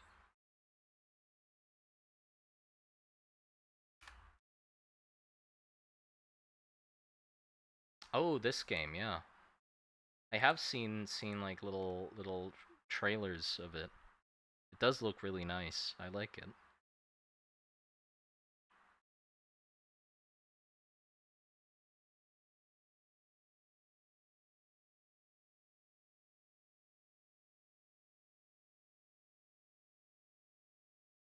Fights between the same kind of enemy. Yeah. I'll see what I can come up with.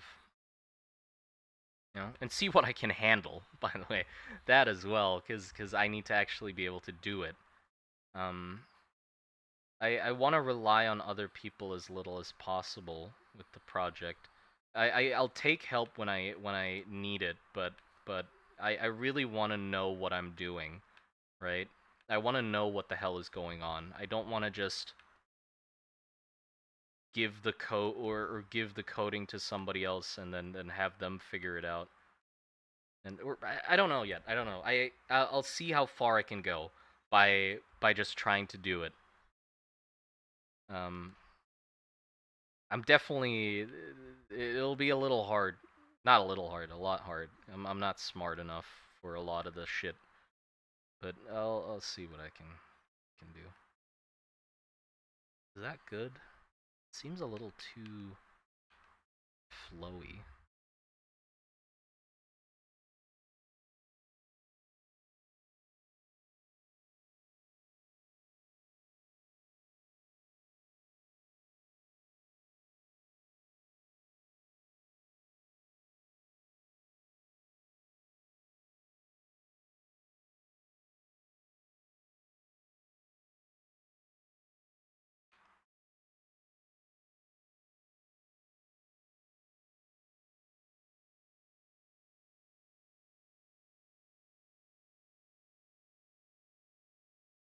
More intense and impactful. Like every kill matters. Yeah, things like kill time and stuff like that. I really can't think too much about yet until the groundwork of the mechanics is kind of laid out. Because I really can't predict what would feel best, right? I have to like lay out the mechanics of the combat and then fuck around with it so much that I get what it's supposed to be, and then go from there. Because it's impossible to know what's right at this point because I have nothing, right? So maybe it will be a game where things die really quickly. I feel like it makes sense to sort of be a quicker kill time kind of game, especially because there's not that many bullets in the guns. So at most you'd want to shoot a thing like twice or three times. Um, so yeah, it might be fast kill times, but maybe that feels bad, and I'd want to change it.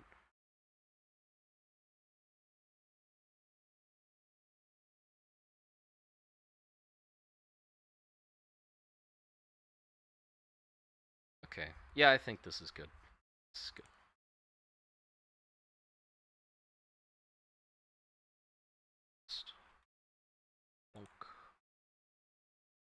Fuck is it? Invisible. Why is it invisible?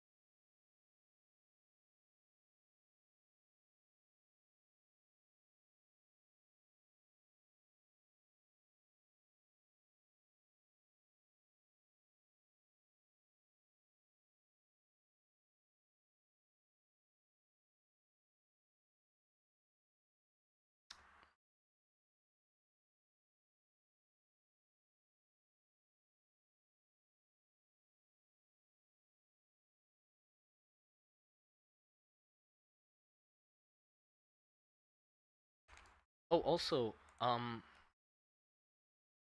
what I'm thinking about is, I really like the idea of extraction shooters. Um, but I'm bad at extraction shooters, right? I think I want like the main shtick of the game. I think is going to be the looting and scavenging while fighting, right? You're quickly picking up random shit, putting it in your backpack or in your toolbar, and then shooting and throwing shit at people and whatever. And whatever you pick up, you use, right? But what I realize is a pitfall that I often fall into when playing extraction shooter like games that have like a stash at a home base of some sorts, and you get weapons and materials or items, and then take them out of the mission and then bring them into the next mission. What I realize often happens when I play those games is that I never use the shit because because it's like, oh, what if I need it later? It's that mentality. So I never end up using, and my stash just fills up with random fucking garbage that I never end up using in a situation where I probably should have used it, because I feel like it would be more useful to keep it. Um, and I think I came up with a pretty neat idea for how I could alleviate that. Because if if I do like the, yeah, you scavenge stuff, pick it up, and then take it home, uh, but then you just stockpile it. After a certain point, it doesn't matter because you have so much of everything and never fucking use it. So I think what would be interesting would be to have that like picking things up mid mission, but at the end of the mission, for all of it to be scrapped into materials.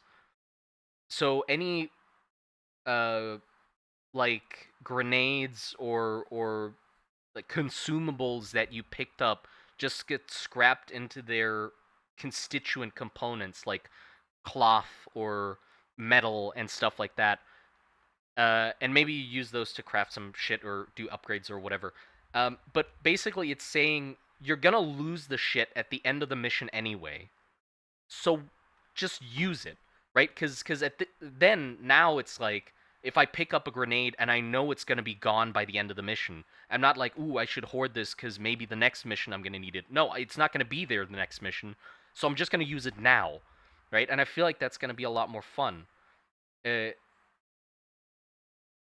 or that'll just encourage you to use things around you more if you know that they're just for this mission. I will need it more important things later, but later never comes exactly. Yeah, and I'm trying to think of a way to like remove that problem.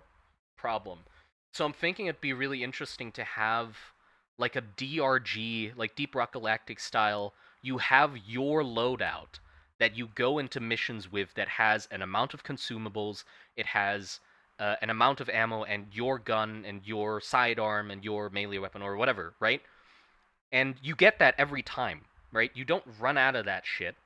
So you're never like hoarding weapons or something like that. You just have a loadout, and then you go into a loadout. But every mission is like long enough where you're gonna run out of shit, right? You're gonna run out of your ammo. You're gonna run out of your supplies. So you're gonna have to rely on the shit in the mission.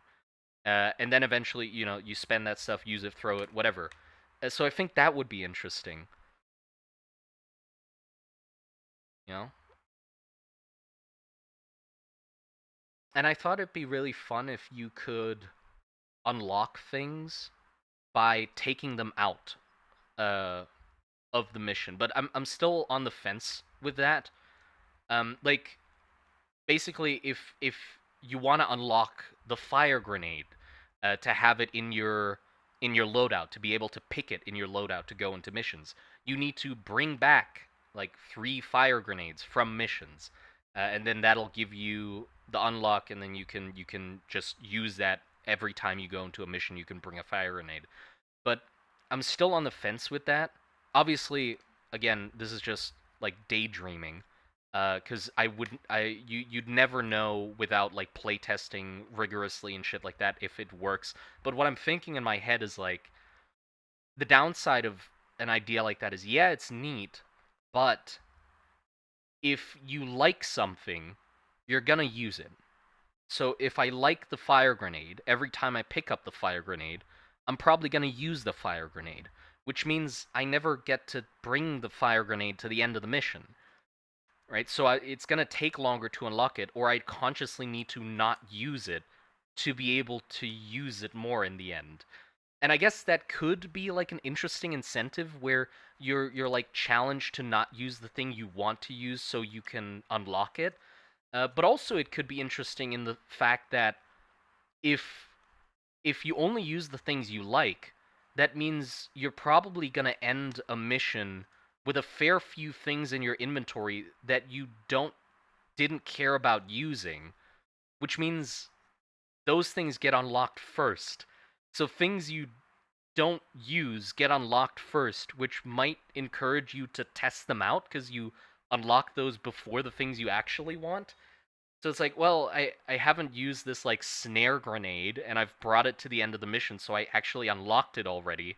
Or I've unlocked it by this point, but I've never tried it, but now I just have it. So let's just try it, I guess. Maybe that could work, but again, I this is just, daydreaming. I don't know if that's how I'd think about it if I was playing it. You could also make your items more vulnerable. Like if you have a bunch of stuff, some creature will be more enticed into running in and stealing stuff off your back. What is your game about exactly? If you want to pitch it to a potential player, how would you sell it? Um, I still don't have the pitch. I don't have the pitch yet, so I'll definitely need to think about that as well. Because I can explain it to you like in bits and pieces of things that I would be interested in having, but I don't have like an elevator pitch yet, right? I think that comes later as the game sort of coalesces into an actual thing. Then I can finally like sort of boil down the experience and the main like loop of what the hell you're even doing.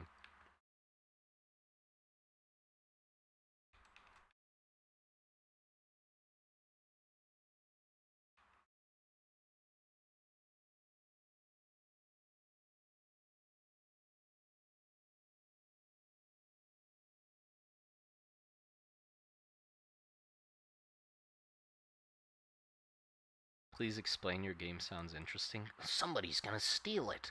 No, nobody's gonna fucking steal it. Like, the thing is, if I tell you about it, if somebody copies it, then whatever. Like, I'm still gonna make it. I'm still gonna make it myself because I just want to.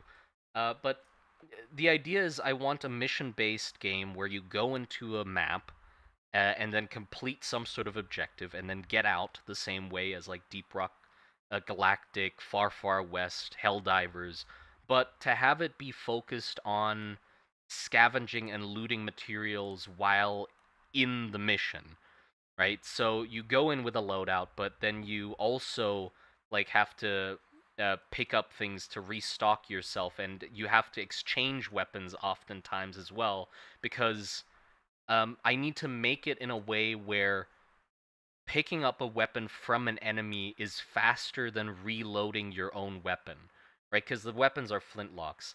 So it encourages you to, if you run out of your 6 bullets in your revolving flintlock, you're gonna throw it at the next enemy and then pick up whatever they dropped and then use that next, right? So Hotline Miami, basically Hotline Miami, Deep Rock Galactic. But the kicker, or the main shtick that I want to play with the game is that this is gonna take a bit of convincing, but I want the backpack in the game to be a physics-based bucket. So for you see the donation jar I have on screen with my wife in it, like that. I want the backpack in the game to be a 2D physics-based bucket where your items get dropped into, and have a lot of the mechanics circle around that idea. Um,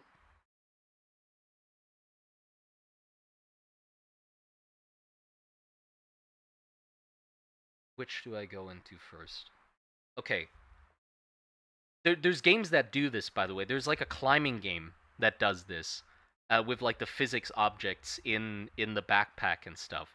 But the main thing I wanted to do with that was, uh, I really like the idea of just now seeing the jar. Oh, what about making so that the player has everything available from the start, but they can't take all the items to the next level because they need to spend something like points or money. Well, yeah, hold on. So with the physics-based backpack, I want to interweave as many interesting mechanics into it as possible. But starting off baseline, your backpack is a physics-based bucket, and you reach your hand into the top to grab items out of it, right? Or put items into it. And then that means that when you that means that items can have different properties. There can be sharp items, there can be fragile items, there can be heavy items, but like for example, if you scavenge a syringe and you put a syringe in your backpack, you could rummage your hand into your backpack and accidentally stab yourself with the syringe, but that uses the syringe. So you can either use a syringe normally, like, pressing the button to fucking inject yourself, or you can just pile a bunch of syringes in your backpack, and when you want to buff yourself, you just stick your hand into your inventory and shake it around to stab yourself with them, right? That I feel like that would be really fun. And then I thought, okay, what if, think about this. Hold on. So the enemies would also have their inventories be physics-based backpacks.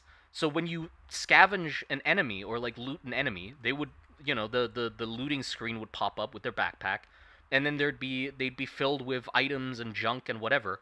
And the fun part would be the items that are on top obscure the items below them. So you know how in like extraction shooters you have the like looting mechanic where you open a backpack and then it takes some time for each item to like get discovered so you know what it is.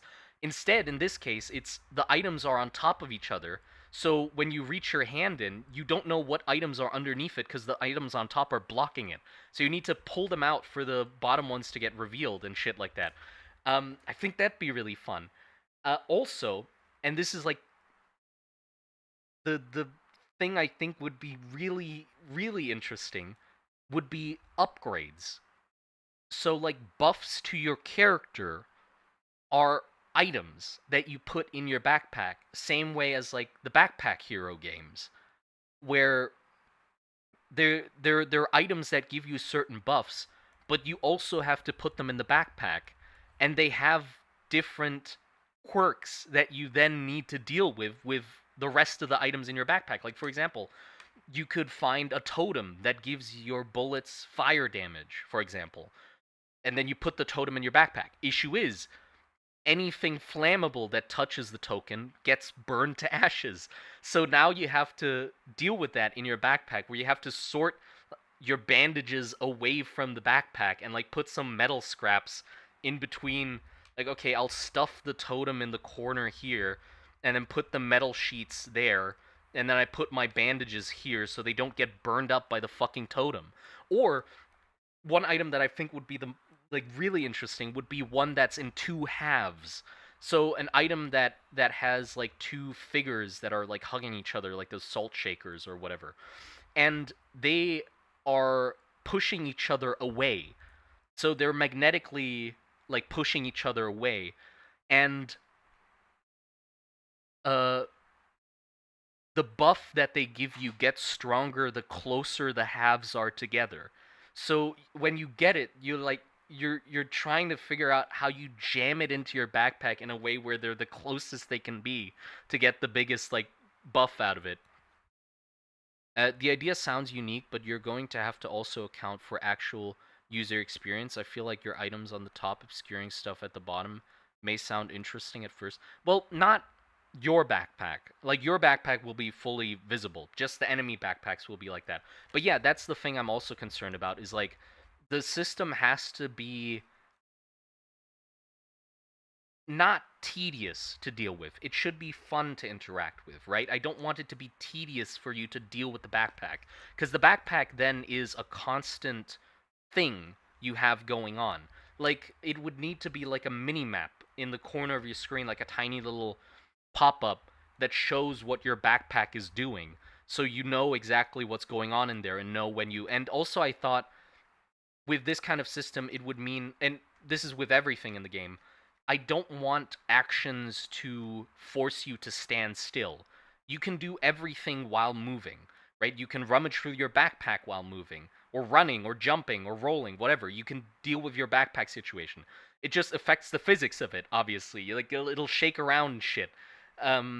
Because then, it encourages more hectic moments like that, where the game doesn't just stop for you to rummage with your backpack. You have to do it while other shit is going on. But then I also thought it'd be fun to have enemies that get into your backpack, like some sort of weird leech worm thing that when it uh, jumps on you, it goes into your backpack, and you have to go into your inventory and pull it out to throw it out. Um,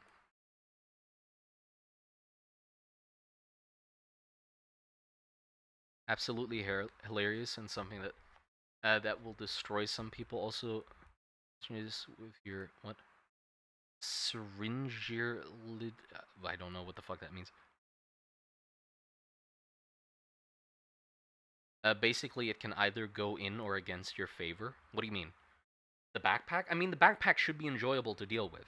I don't want it to be tedious, because you're gonna have to deal with it constantly, right? But I don't also the backpack's not the only like, there has to be like a tool belt and your secondary and primary weapon. So the backpack is for items you scavenge, and then you put those items into your tool belt to use like with your hotkeys and stuff. So it's not like for literally everything you're forced to scavenge in the backpack. It's that you put items from your backpack onto your hotkeys, and then you have those items to like quickly do, same as like any FPS game. But when you run out of them, then you have to deal with the backpack to like pull out your items. And then the fun of that would be that you need to sort your backpack in a way where the items you're most likely to use often need to be at the top for you to access them easily, or deal with the scavenging mechanic. With the scavenging, I think not so enemies would drop items onto the floor and have the items that get scavenged from their backpacks. Same as Hotline Miami, where they drop their weapon and maybe some ammo and like grenades and stuff like that. So you can pick stuff off the floor really quickly and use that, and that's faster than rummaging around in your backpack for your items. So it's encouraging you to like run over to enemies and pick up their shit and you know have them use that.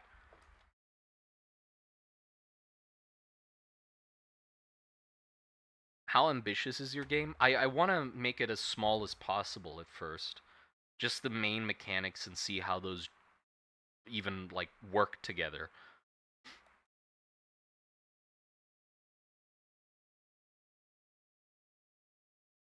Uh, grab stuff. No, no, no. I don't want.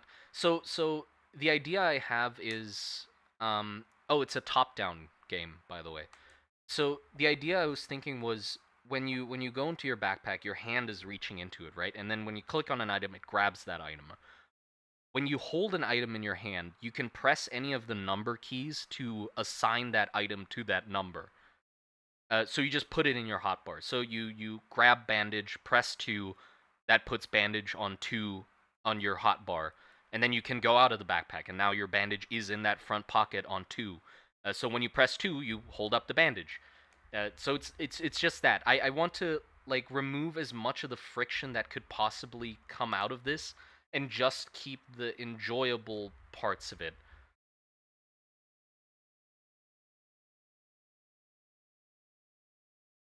But yeah, I think the physics backpack would be really interesting, and the upgrades in the backpack being what like buffs your character. But the specifics of like how you would get those upgrades, would you find them in mission? How would you unlock them? Blah blah blah. That stuff, I don't know, right? And then also, it'd be really fun when multiple people are looting the same corpse. You would have multiple arms in the same backpack. Like you and your friends' arms would be sticking into it. It's kind of silly. Like I don't want it to be too serious, even though like my art style is really gritty and grim. I don't care that the game has to be gritty and grim. I like silly mechanics. Like one of the things I really liked in Slay the Spire 2 was when you open a chest in multiplayer and everyone's hands is just pointing at the items and you get to like pick them, and then you do rock paper scissors to see which one wins or who wins to get the item you both are fighting over. But then also just the hands being on screen is really funny because like while your friends are deciding, you just reach over and start caressing their fucking finger with your finger, and it's all weird and it's silly, you know?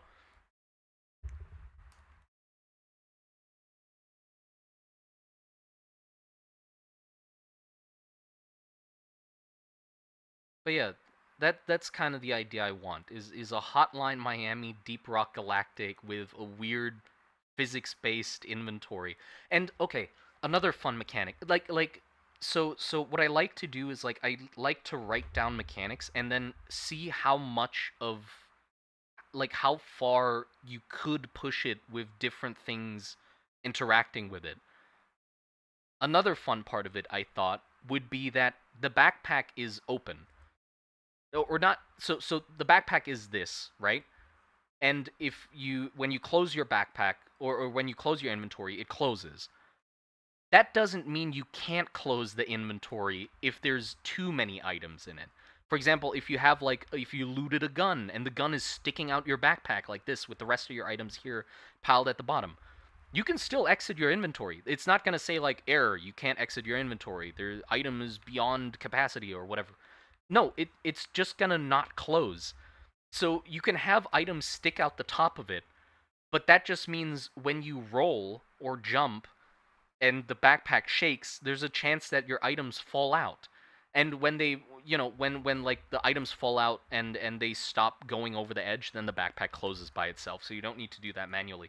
But I think that's really interesting in the fact that you can that's like a risk versus reward type of thing, right? Where you technically can have more items than you should, but it means that you are forced to not roll or like jump down ledges or stuff like that, so that you can keep all those items in your backpack. Right? I think that's fun, where it's not just like oh, you're just past the weight limit. Sorry. Um, because I don't like that, you know, because it doesn't make sense, or it does make sense, but I mean, like, there's a more fun way to do it where you're not forced to have exactly the amount of items that the backpack tells you to. You can totally just make it spill over like a fucking, like those Chinese trends where they make giant salad plates at buffets to get their money's worth. Like that, you can do that, but that means you have to then play really carefully to keep all those items. Really cool, Dode. I like hearing the excitement in your voice. Thanks. But yeah, that's what I think would be fun. Uh,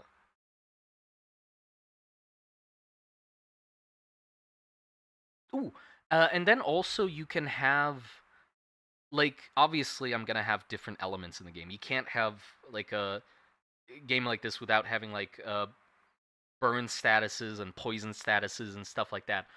But you can have those interact with the stuff in the backpacks as well, which I think would be really fun. Where um, elements don't just differentiate themselves by how fast they deal damage or what their tick rate is or their area of effect, but they also differentiate themselves by how much they damage things in the enemy's backpack. So, for example, if you kill an enemy with fire, that's gonna have a chance to burn their flammable items in their backpack.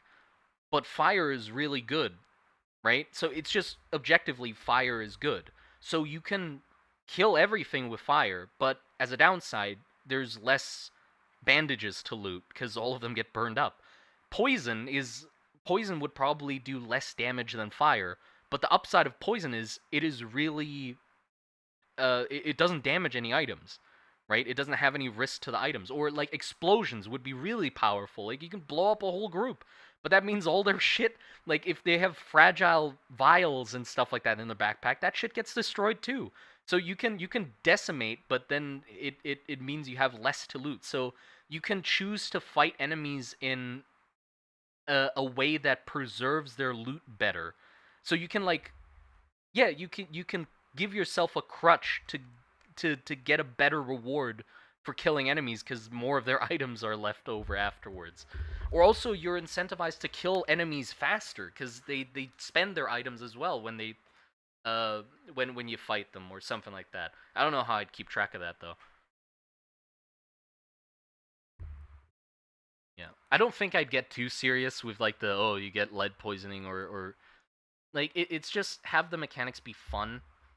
And oh, fragile items I think would be really interesting. So like curse jars or something like that, valuables. I don't think they would be the main mission because having a main mission be able to be failed in that way seems kind of annoying. But imagine like a side quest where you find like a big old curse jar that's really unwieldy, and to get the bonus of it, it's sort of like a giant gold nugget in Deep Rock Galactic. It's a side thing, you can do it if you want to, but it adds a level of tedium.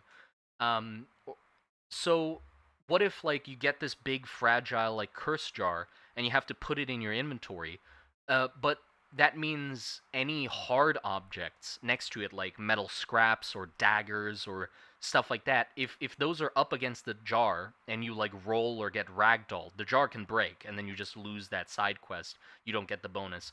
So what you do is you take the jar and then all of you, like you and your group, pool together your bandages or your fabric scraps, and then you put the fabric scraps around the curse jar in your backpack so it doesn't get knocked around as much, which I think would be really fun. It would just be, yeah, I can't imagine how that wouldn't be fun to do in a game. It's like, oh, you get this really valuable item, and now you have to like deal with the other shit in your inventory to get it to fit.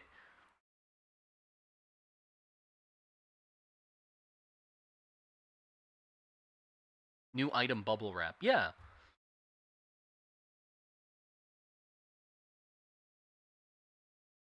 Hardcore game. a chance to lose a limb and you keep going until you're just a torso.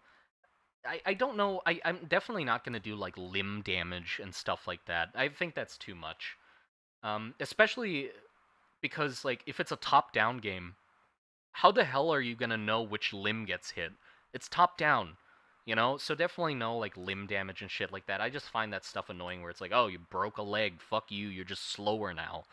You know, that's unfun. I don't like that sort of stuff. Um, but yeah, what was I gonna say? I was gonna say something more.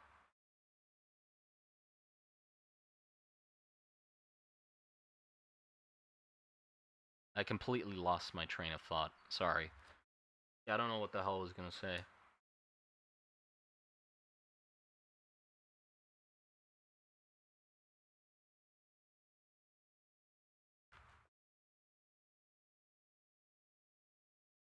Interactions or destructible environments? I don't know. Dude, I gotta see if I can even handle that shit. Like, that kind of stuff is really a lot to do. You know? I mean, if you ask me, of course I'd love to have, like, destructible environments, but you really gotta pick your pick your battles, and I'm not sure if I'm gonna be able to even do that, you know? Yeah, but it's hardcore. No, I don't like hardcore. I like fun. I like fun mechanics. I don't want the game to be like a slog where you have to force yourself into playing it or something. Oh yes, I remember what I was gonna say. I want the reloads to be interactive as well. Reloads and healing, I want to be like reload screens where you have to click each of the bullets to get them out of the chamber and then reload new bullets into it.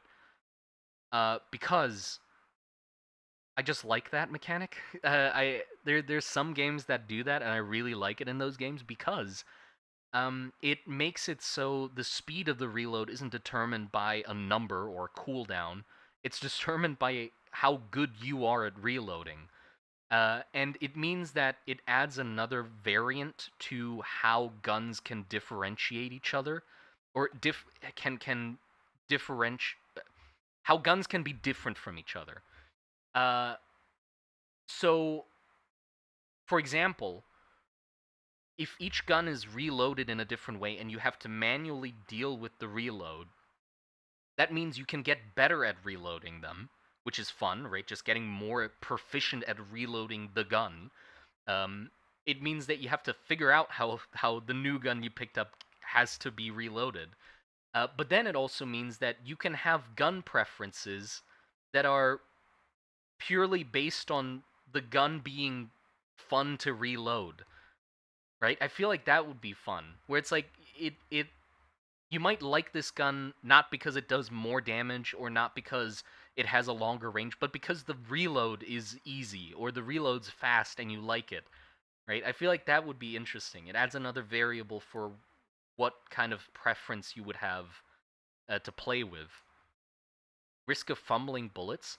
I don't know how I would do the reload screen yet. The games that I know of that do it have the clicking on the bullets. So you either, well, it depends. There's a few levels to it.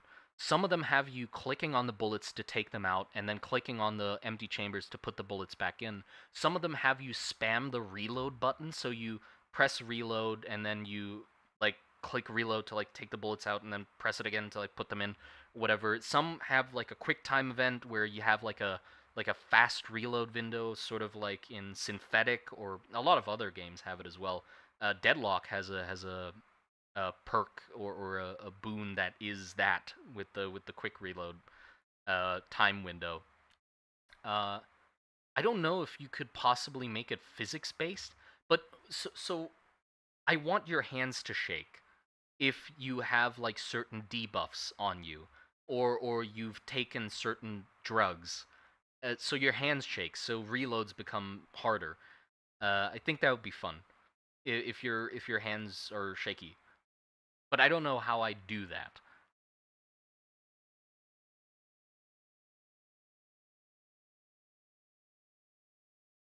Somewhat manual. Yeah, that's what I'm talking about right now.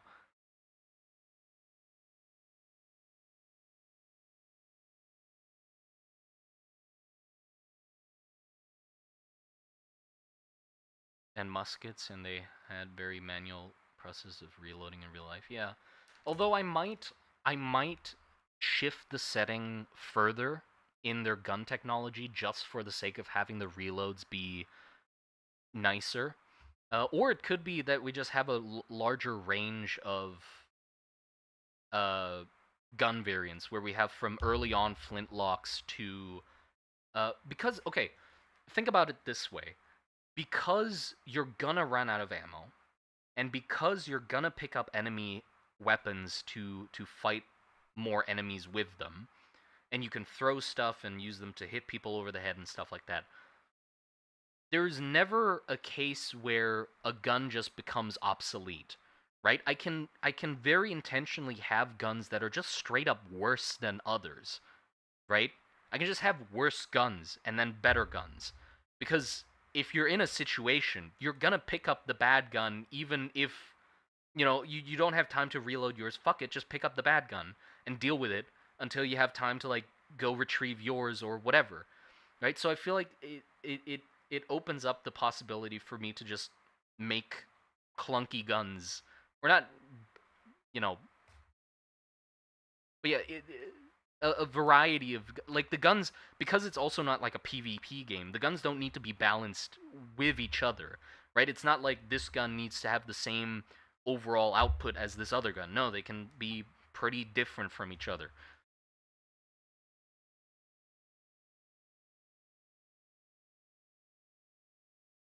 But yeah, I have considered going into percussion caps, like going further.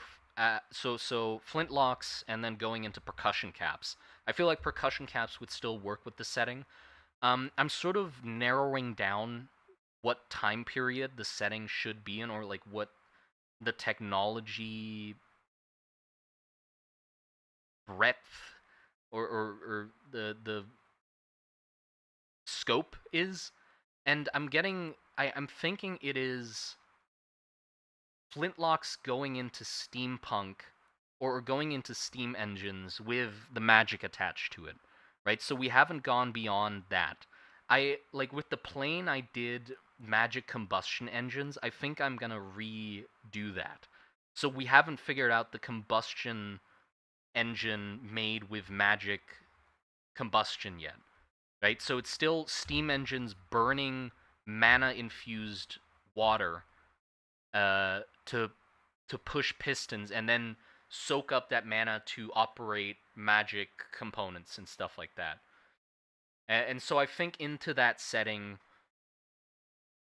percussion caps fit, flintlocks fit, um, and also like lamps and lights and stuff in the trenches or bunkers would be oil lamps or gas lamps, like coal gas that was used in like the early um, yeah, coal gas. You know coal gas, where it's like they burn coal in a low oxygen environment and it turns into a gas, and then they push like they they used it in street lamps. I think that kind of stuff. They'd use coal gas, and that's be the extent of where they got to. They're fairly rare to find or maybe make. Automatic guns. I mean, I feel like automatic guns are definitely possible. It just means that their mechanism is a lot more complicated because of them not having figured out like uh, bullet casings. So it's either they have multiple separate magazines and a clockwork mechanism that reloads it. Like they have a powder magazine, they have a shot magazine, and they all like sort of get poured into a chamber and then ignited and stuff. So automatic guns would exist. They would just be big, right? They would be big and clunky.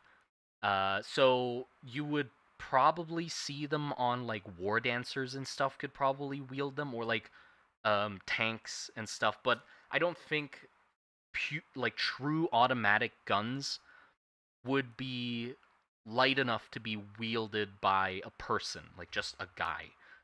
I don't think they've gotten to that point. They have made larger automated weapons, but not compact ones yet.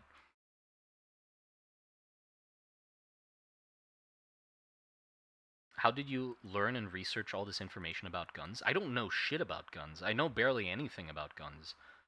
There's so much more, but I just look up stuff. I look up videos. I just like, I like it.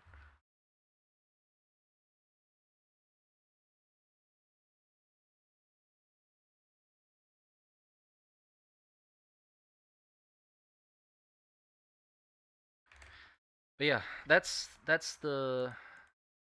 I'll leave it at that then. That's the general idea of what I want the game to be, and see if it could work. Right.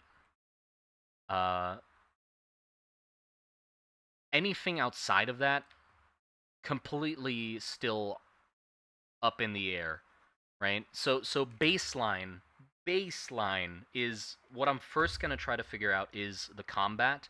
So I have like player movement. I need to finish like the leap or the leap into a crawl. But then that's pretty much the player movement done. I have made the state machine for it and everything. Then what I'm gonna try to figure out next is the most basic fucking enemy that just chases you and then bites you when it gets close enough. That enemy. And then just play around with seeing if I can emulate Hotline Miami style combat. So first I'll try to make the player be able to shoot and the bullets to hit the enemy and the enemy to die. And then I'll try to see if I can make him be able to use the gun like a bat and have him like swing it to hit people, and then see if I can make him throw the gun and then be able to pick it up again, and then see where we go from there, right? And then after that, maybe play around with the physics backpack and stuff like that. Because the nice thing about the physics backpack, I think, is also that it's basically a separate mini game from the game itself. So I can sort of just figure it out on its own and then deal with that, you know? So it's like completely it intertwines into the game, but the core thing of it being just a physics backpack is separate. So it's basically me just making a second small little mini game like those fruit stacking games, and then just trying to boil that down and make it feel nice, and then tacking it on to the rest of it. But yeah, but that's the goal for now. Is literally just basic enemy and basic movement and basic shooting, and see where that goes. Oh, yes, I'm using Godot. But yeah, I have the movement down, so it's literally just the shooting and enemies to go to see if I can do that. Yeah, and then it would be fun to go into enemy state machines and then try to make enemy classes, to make a different variant of the same enemy, and then try to make a ranged enemy, I think.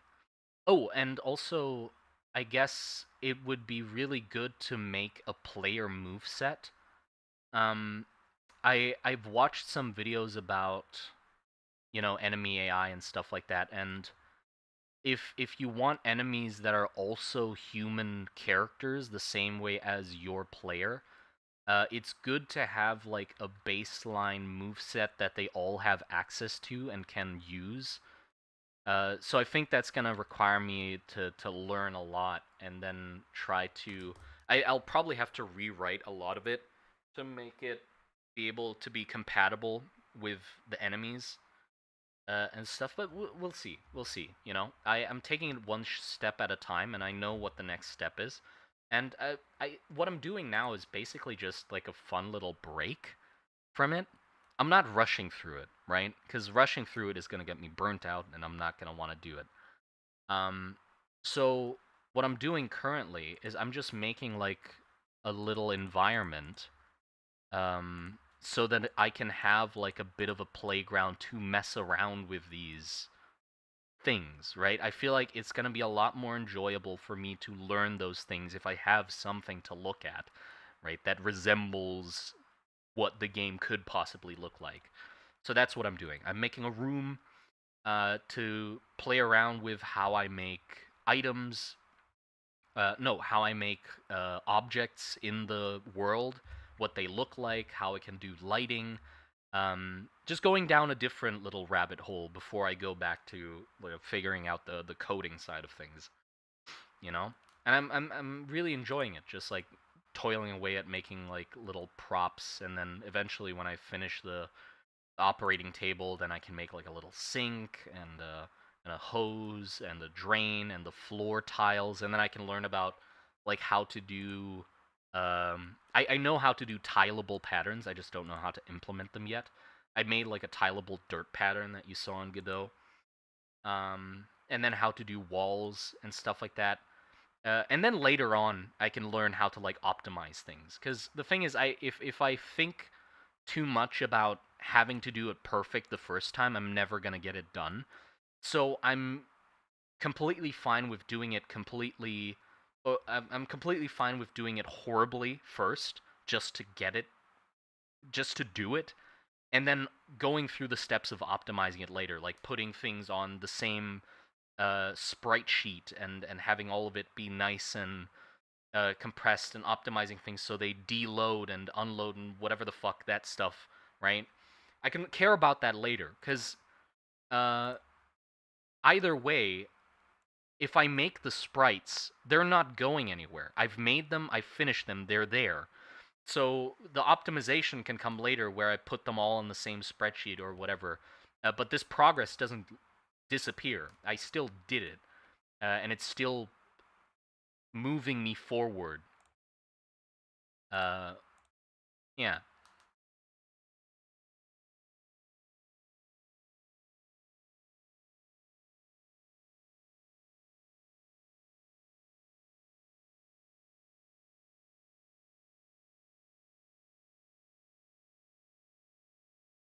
Wait, what the fuck did I do? Yeah, why did I do this? What? I have the I have the thing here.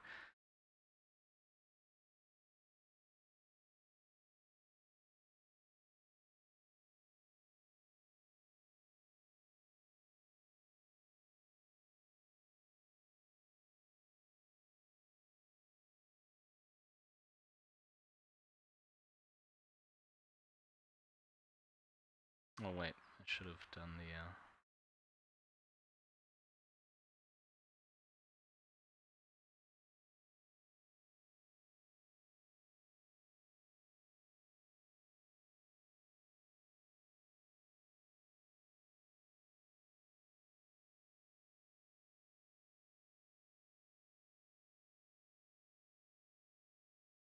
what would the POV be? I'm not sure yet. Like, I feel like a definite weakness I have is UI design.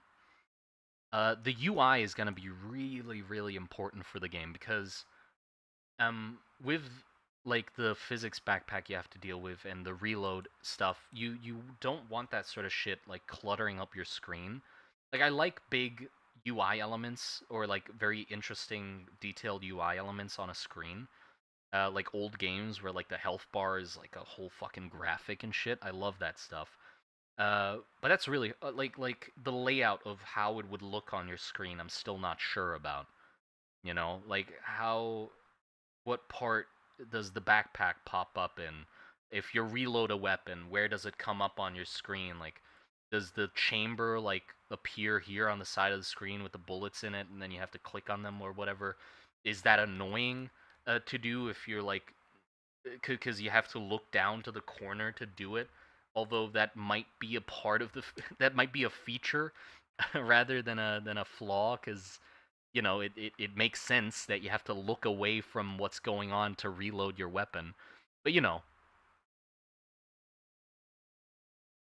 yeah, your art style is great. I think it'll be amazing in your game. Well, that's not really what I'm concerned about. You know, I know the art's gonna be amazing. You know, I know it's gonna be fucking good.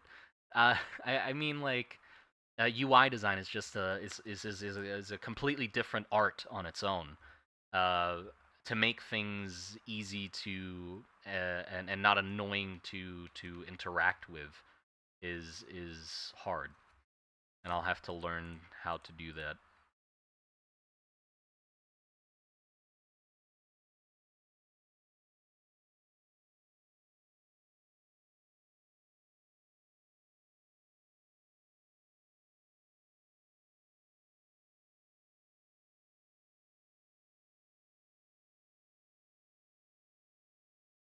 Okay, I think that's good.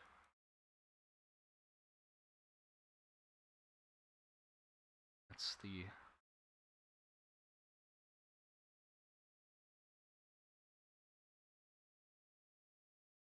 Control G. Yep. Then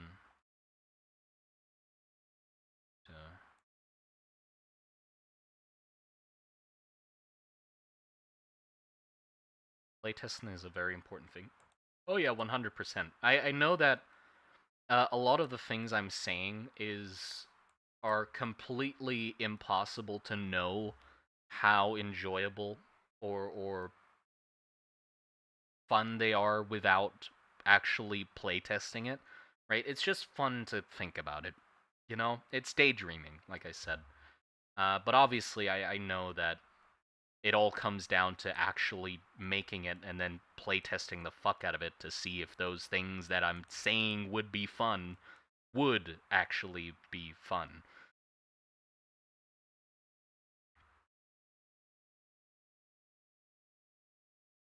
Okay, so I just duplicated this and then layer, select, transform, horizontally, troop. Oh, right. I should probably make the height map for it first. I know you're probably answered this a lot for the game, but what is the game? Is it point and click one from a while ago? No, that's canceled. I like I'm bad at working with people. I've realized. Uh, it's not the people I work with's fault.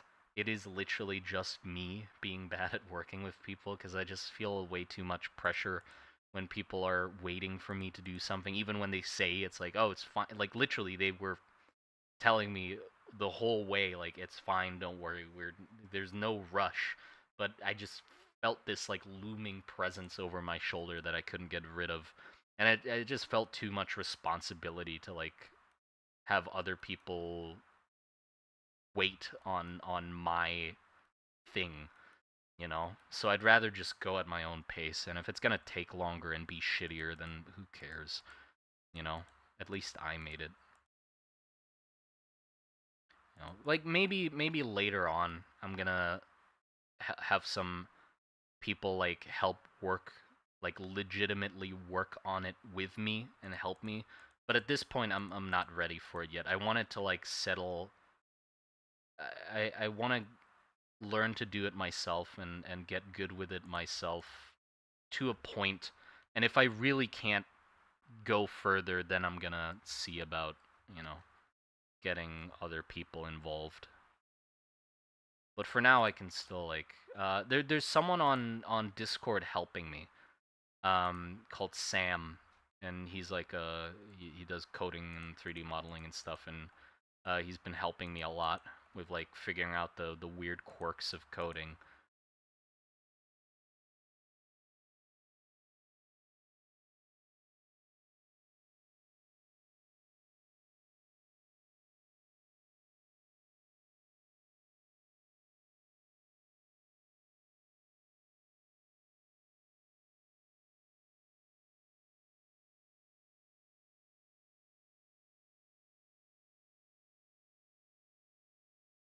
Yeah, I just don't want to get too many people involved before I feel like I'm gonna commit to it to the end. Okay, let's see. So opaque.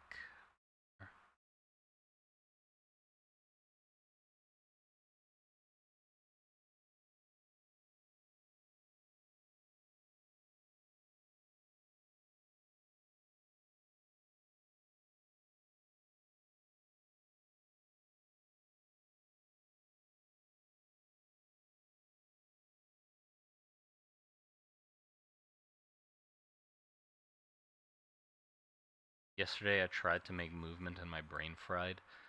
Yeah, like it.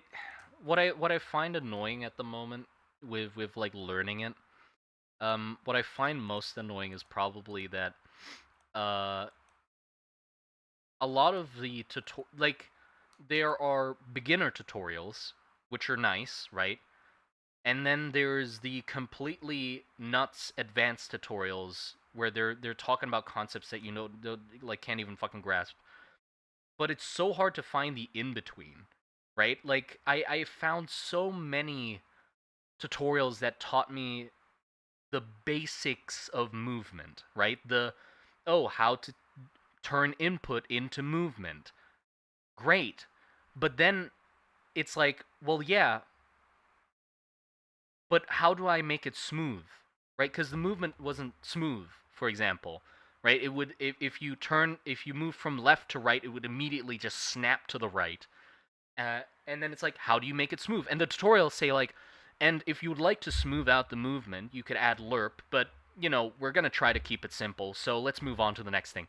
And it pisses me the fuck off because it's like, well, yeah, great. Tell me how to add lerp, and I keep searching for the same fucking tutorials, and it goes down the same route of like, here's how to implement basic movement, here's how to implement basic movement, and you can elaborate from this. But anyway, and then they move on to some other fucking shit. And they never, like, I haven't found a tutorial that just gets, like, I found a 2D side-scrolling tutorial on lerp, but then have never found a tutorial about implementing lerp into 3D movements, so I had to figure that out myself. It wasn't that hard, but it was frustrating, where it's like, it was just this next step that was just missing from all of them. Where it's like, yes, I get that you want to make it simple, but then there's no tutorial that elaborates on that next thing that they say, let's leave it out first. You know? So yeah, I did implement lerp in the end, and it definitely isn't good. Like, I didn't implement it right. There's definitely a better way to do it, but it works, you know? And that's what I find annoying, where it's like, they start the thing, but then they don't uh, tell me the stuff that I want to know next after that.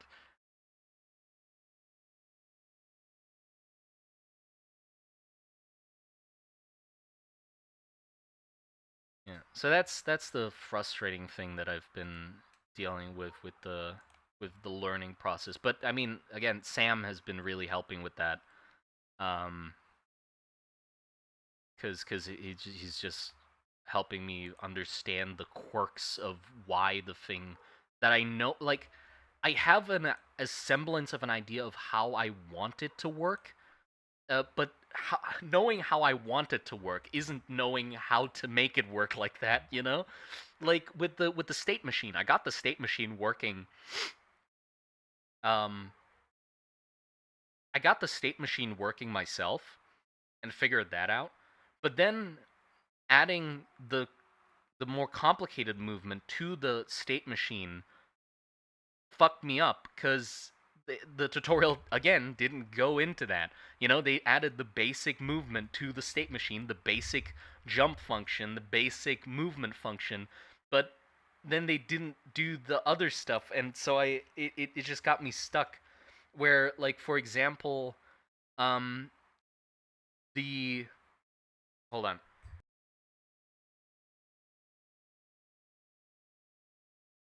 Um for example, I wanted the leap forward to move the character forward at a nice, consistent pace, right? I didn't like all the tutorials I could find was a really fast dash, right? Like you'd see in like a spaceship fighter or like a faster moving game. I wanted a leap. I don't want to dash, but I couldn't figure out how to make it apply the speed slowly, because it applied it all at once in one instance.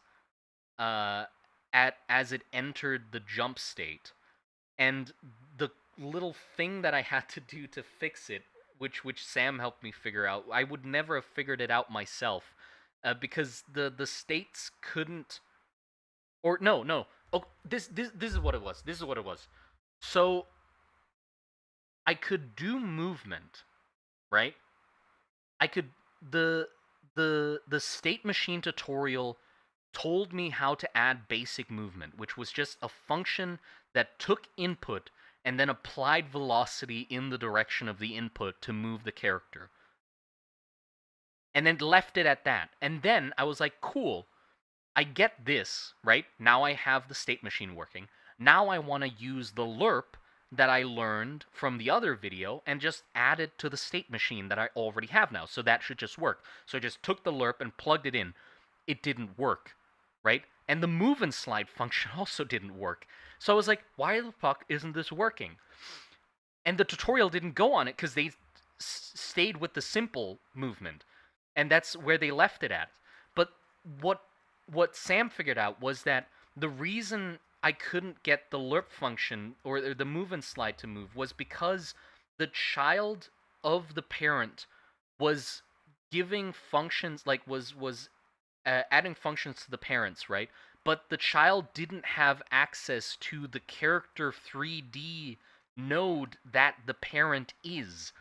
So it was just a blank node, which meant it couldn't do things that were specific to 3D character nodes, because the parent was a 3D character node, but the child node wasn't, and it couldn't affect it couldn't access the 3D character side of the parent, because it just didn't have access to it, right? It didn't know that it could. It wasn't allowed to.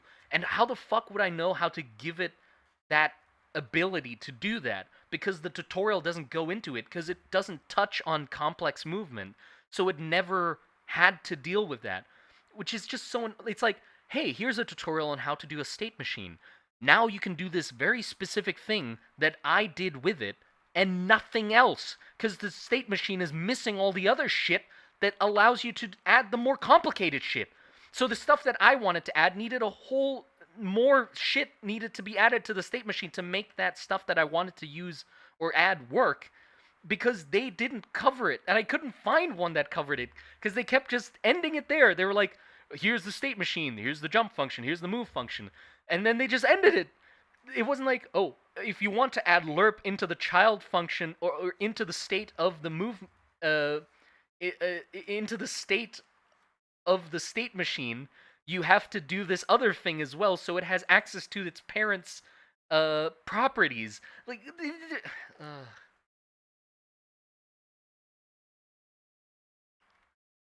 yeah, that's there you go. That's my rant done. You're missing something before following it. Yeah, it's like I feel like I'm missing some weird middle step that they're not telling me, you know?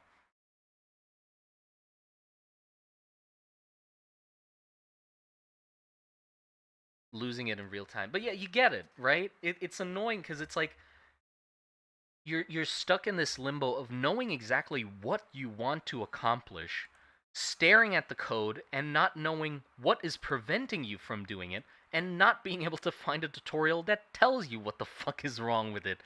So having Sam there is such a blessing, to have him just look at it and be like, oh, it's because of this. And I'm like, oh, of course. Thank you. Like, oh shit, how the fuck would I find this in a tutorial if I didn't even know what the problem was, you know? Because it says it at the bottom. It says, like, the error. But it's not, like, from a person who doesn't know anything about coding, looking at the error doesn't really help you any more than not knowing at all. Like, the error says, not able to access this because that's specific to the character 3D node. And it's like, yeah, I know. This is a node, apparently, and it's not a character 3D node because the parent's a character 3D node. This isn't a character 3D node. It doesn't have access to that. How do I give it access? And I could look into the you know, I could press, like, into the guide thing, but, like, I don't understand reading it because I don't know any of that shit yet. But, yeah. You know, Simon, you could use AI to help. No. Look, I get the... I have tried, right? I'm not against having it help me find sort of the right direction to go in. So it's not like I've had it write code for me. I absolutely despise the idea of doing that, because I actually want to learn how to fucking do it, not to have something else do it for me, right? But I have, like, tried to search up things with, like, Google AI or whatever. There's probably better AIs to do it, but I've boiled some water. You know, I've I've killed some fish, some or whatever the fuck those giant like facilities do. Um, but I've tried it and it just it really doesn't work.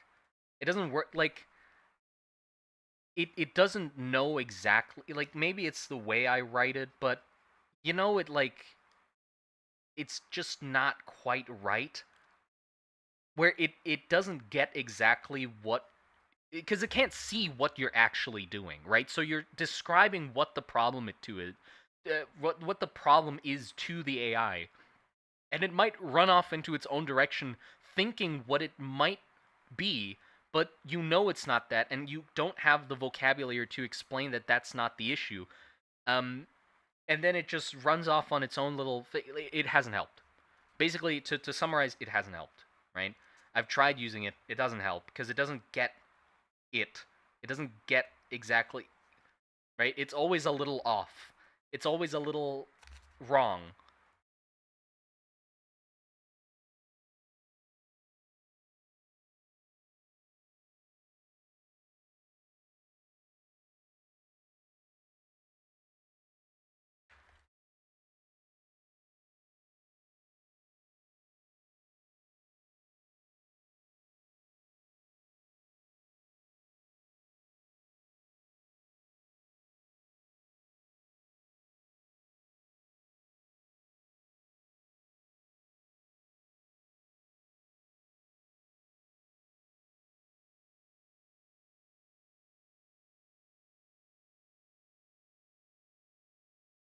I know you don't mean copy and paste, but still, like the core way of how it works just doesn't have the shit that I would need.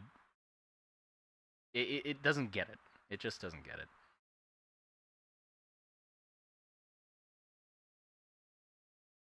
It no matter what, the most helpful thing is literally just a person who knows what the fuck they're doing, using their own eyeballs to look at what the fuck you're doing, because they can just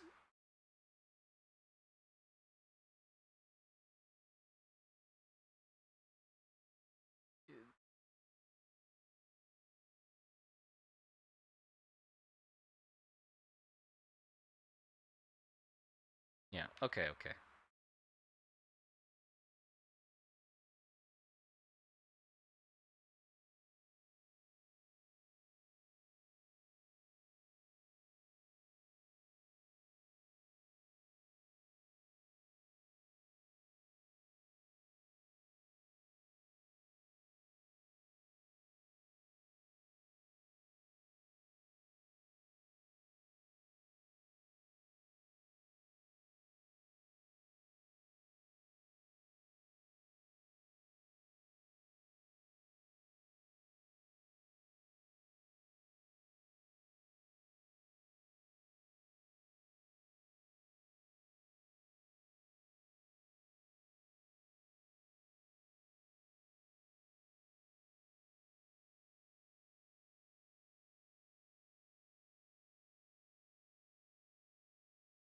What are you doing? Oh, at the moment I'm making an operating table, like a prop for a game.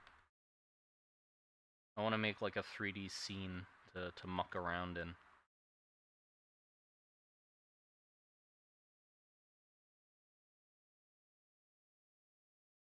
So I'm making a little table.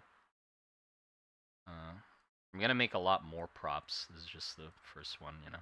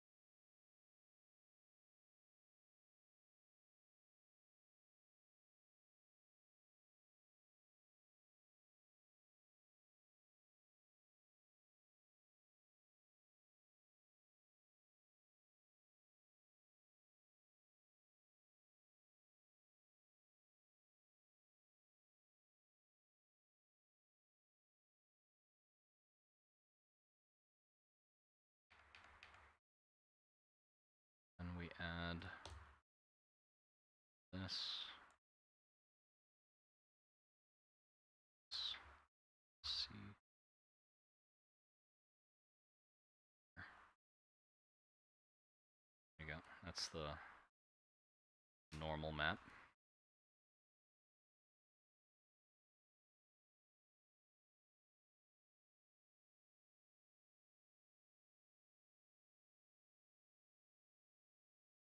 Should work.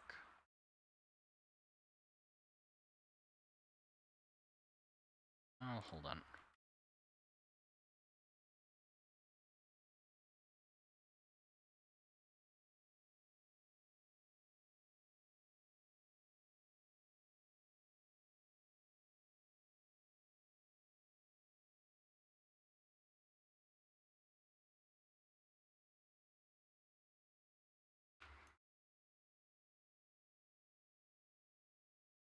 Are you planning on building it out? Yeah. I'm planning on building it out. I said I shouldn't make the game as the first thing I do, but I can't help it. So I'll just bash my head against it until it works. Okay, there you go. Now we just... Toop. Control E. Add our mask.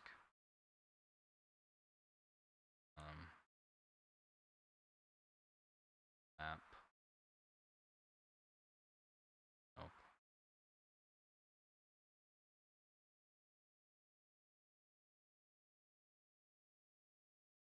Oh, there you go. Edge detection. Height map to normal. There we are. Is that right?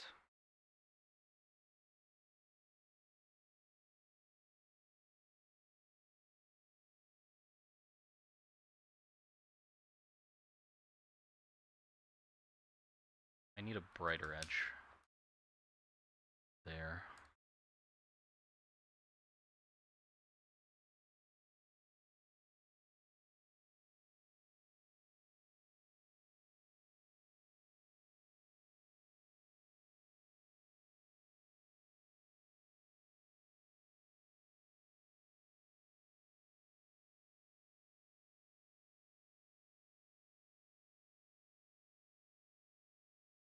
That's good enough.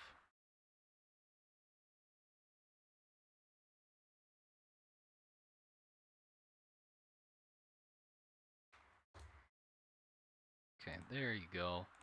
Now we can put this in. That's one layer. Control C, Control V. And layer, transform horizontally. Now we have right and left side. So kinda don't have the space for it. Come on. Come on. Come on. Nope. I need a longer canvas. Or, no, hold on. There's this dude. Can go down a little.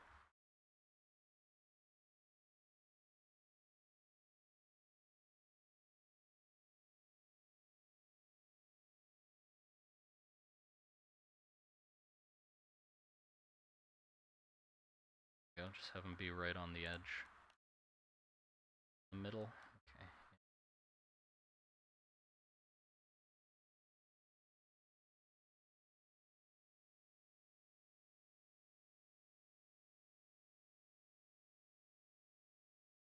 There you go. Good? Yes. Okay.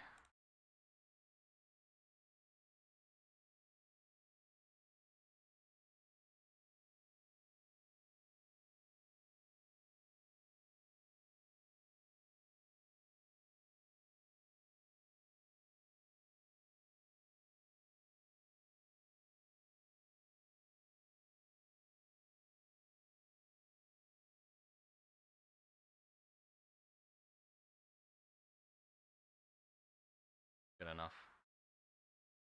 Wait, no. I can't do it that way. Fuck. Yeah, I do need to move it up 'Cause I can't crop that with the image.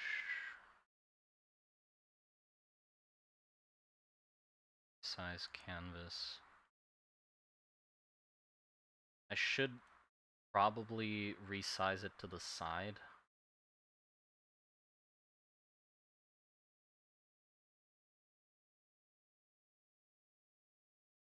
Because then I can put the bottom of it, what the fuck? Hold on. The hell is that Silent Hill sprayed at the...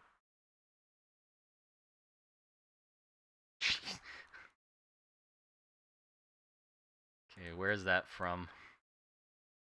It's from everywhere. Cool. Oh, hold on. There's a way to do this. What was it?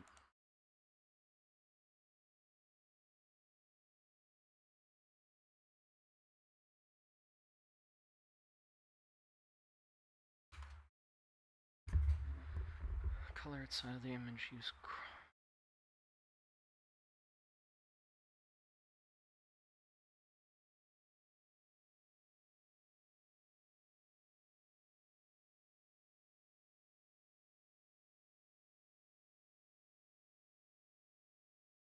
Trim image.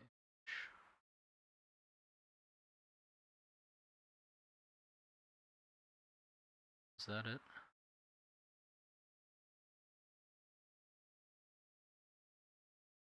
Tray size canvas.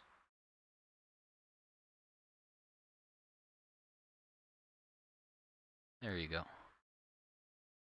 That's how it was. Okay, cool.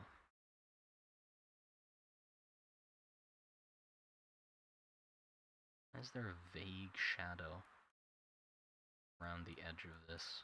It's fine, but curious why. Yeah, I think the moving it definitely fucked it up a little, so I'm gonna go back to when I hadn't moved it yet.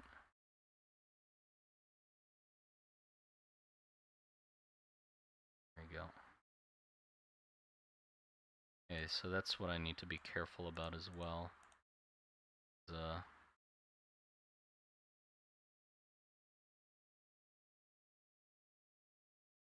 Images will not like to be moved. They'll get funky. Okay, image, trim image to size. Image, size canvas.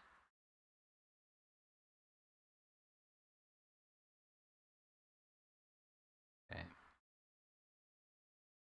Shoe.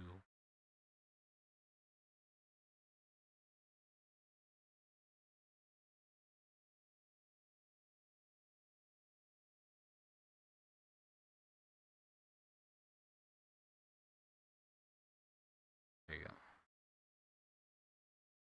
It has like a weird apparition behind it, though. Come on. Go away. Apparition. There you go. Gone? Yes.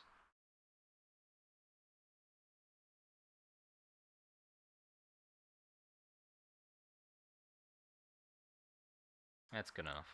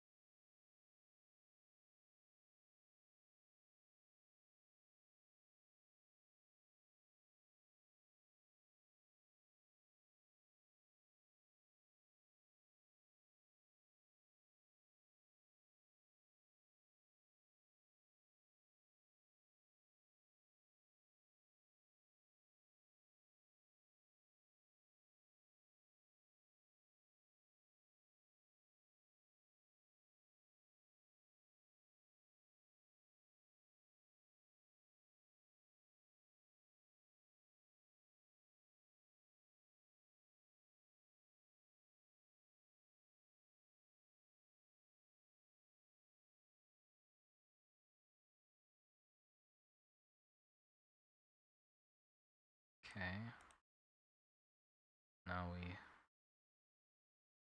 add filter mask. Put my posterize on that.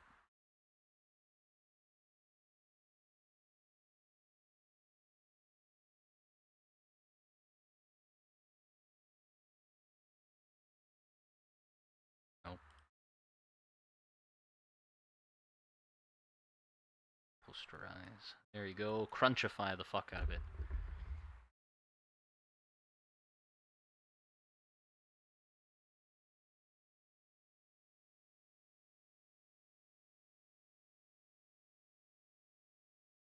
Okay, there you go. That's the top of the table done. I'm really happy with how it looks. It looks really good. Really good, really nice.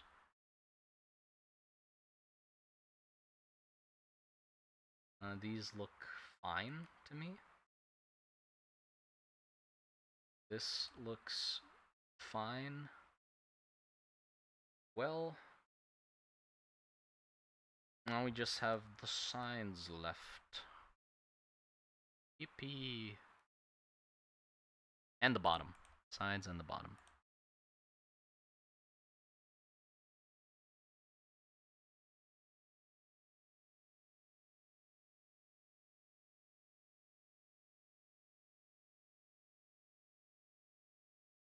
Okay, I think that's gonna be it for the stream, though. I'm gonna deal with the sides another time. Is that meant to be a body upgrade system? It's supposed to be the respawn table. So we respawn in like a operating room, and then you come out from like this table that's in the middle. But yeah, I think this is a lot closer to what I want the rest of the sprites in the game to look like. I'm happy with this. I just need to add the... Well, I'm gonna write this down, but I'll end the stream now. It's enough for me. So, I need to add the straps, side, and base. And then we will be done with the table. And then I can move on to something else, like a table. Another table. Or a chair. Like that. Yeah, I hope you enjoyed that. Share a little more about the game I'm working on. We'll see how it goes. We'll see how it goes. I'm excited to see where it goes. Yeah. Take care. Take care.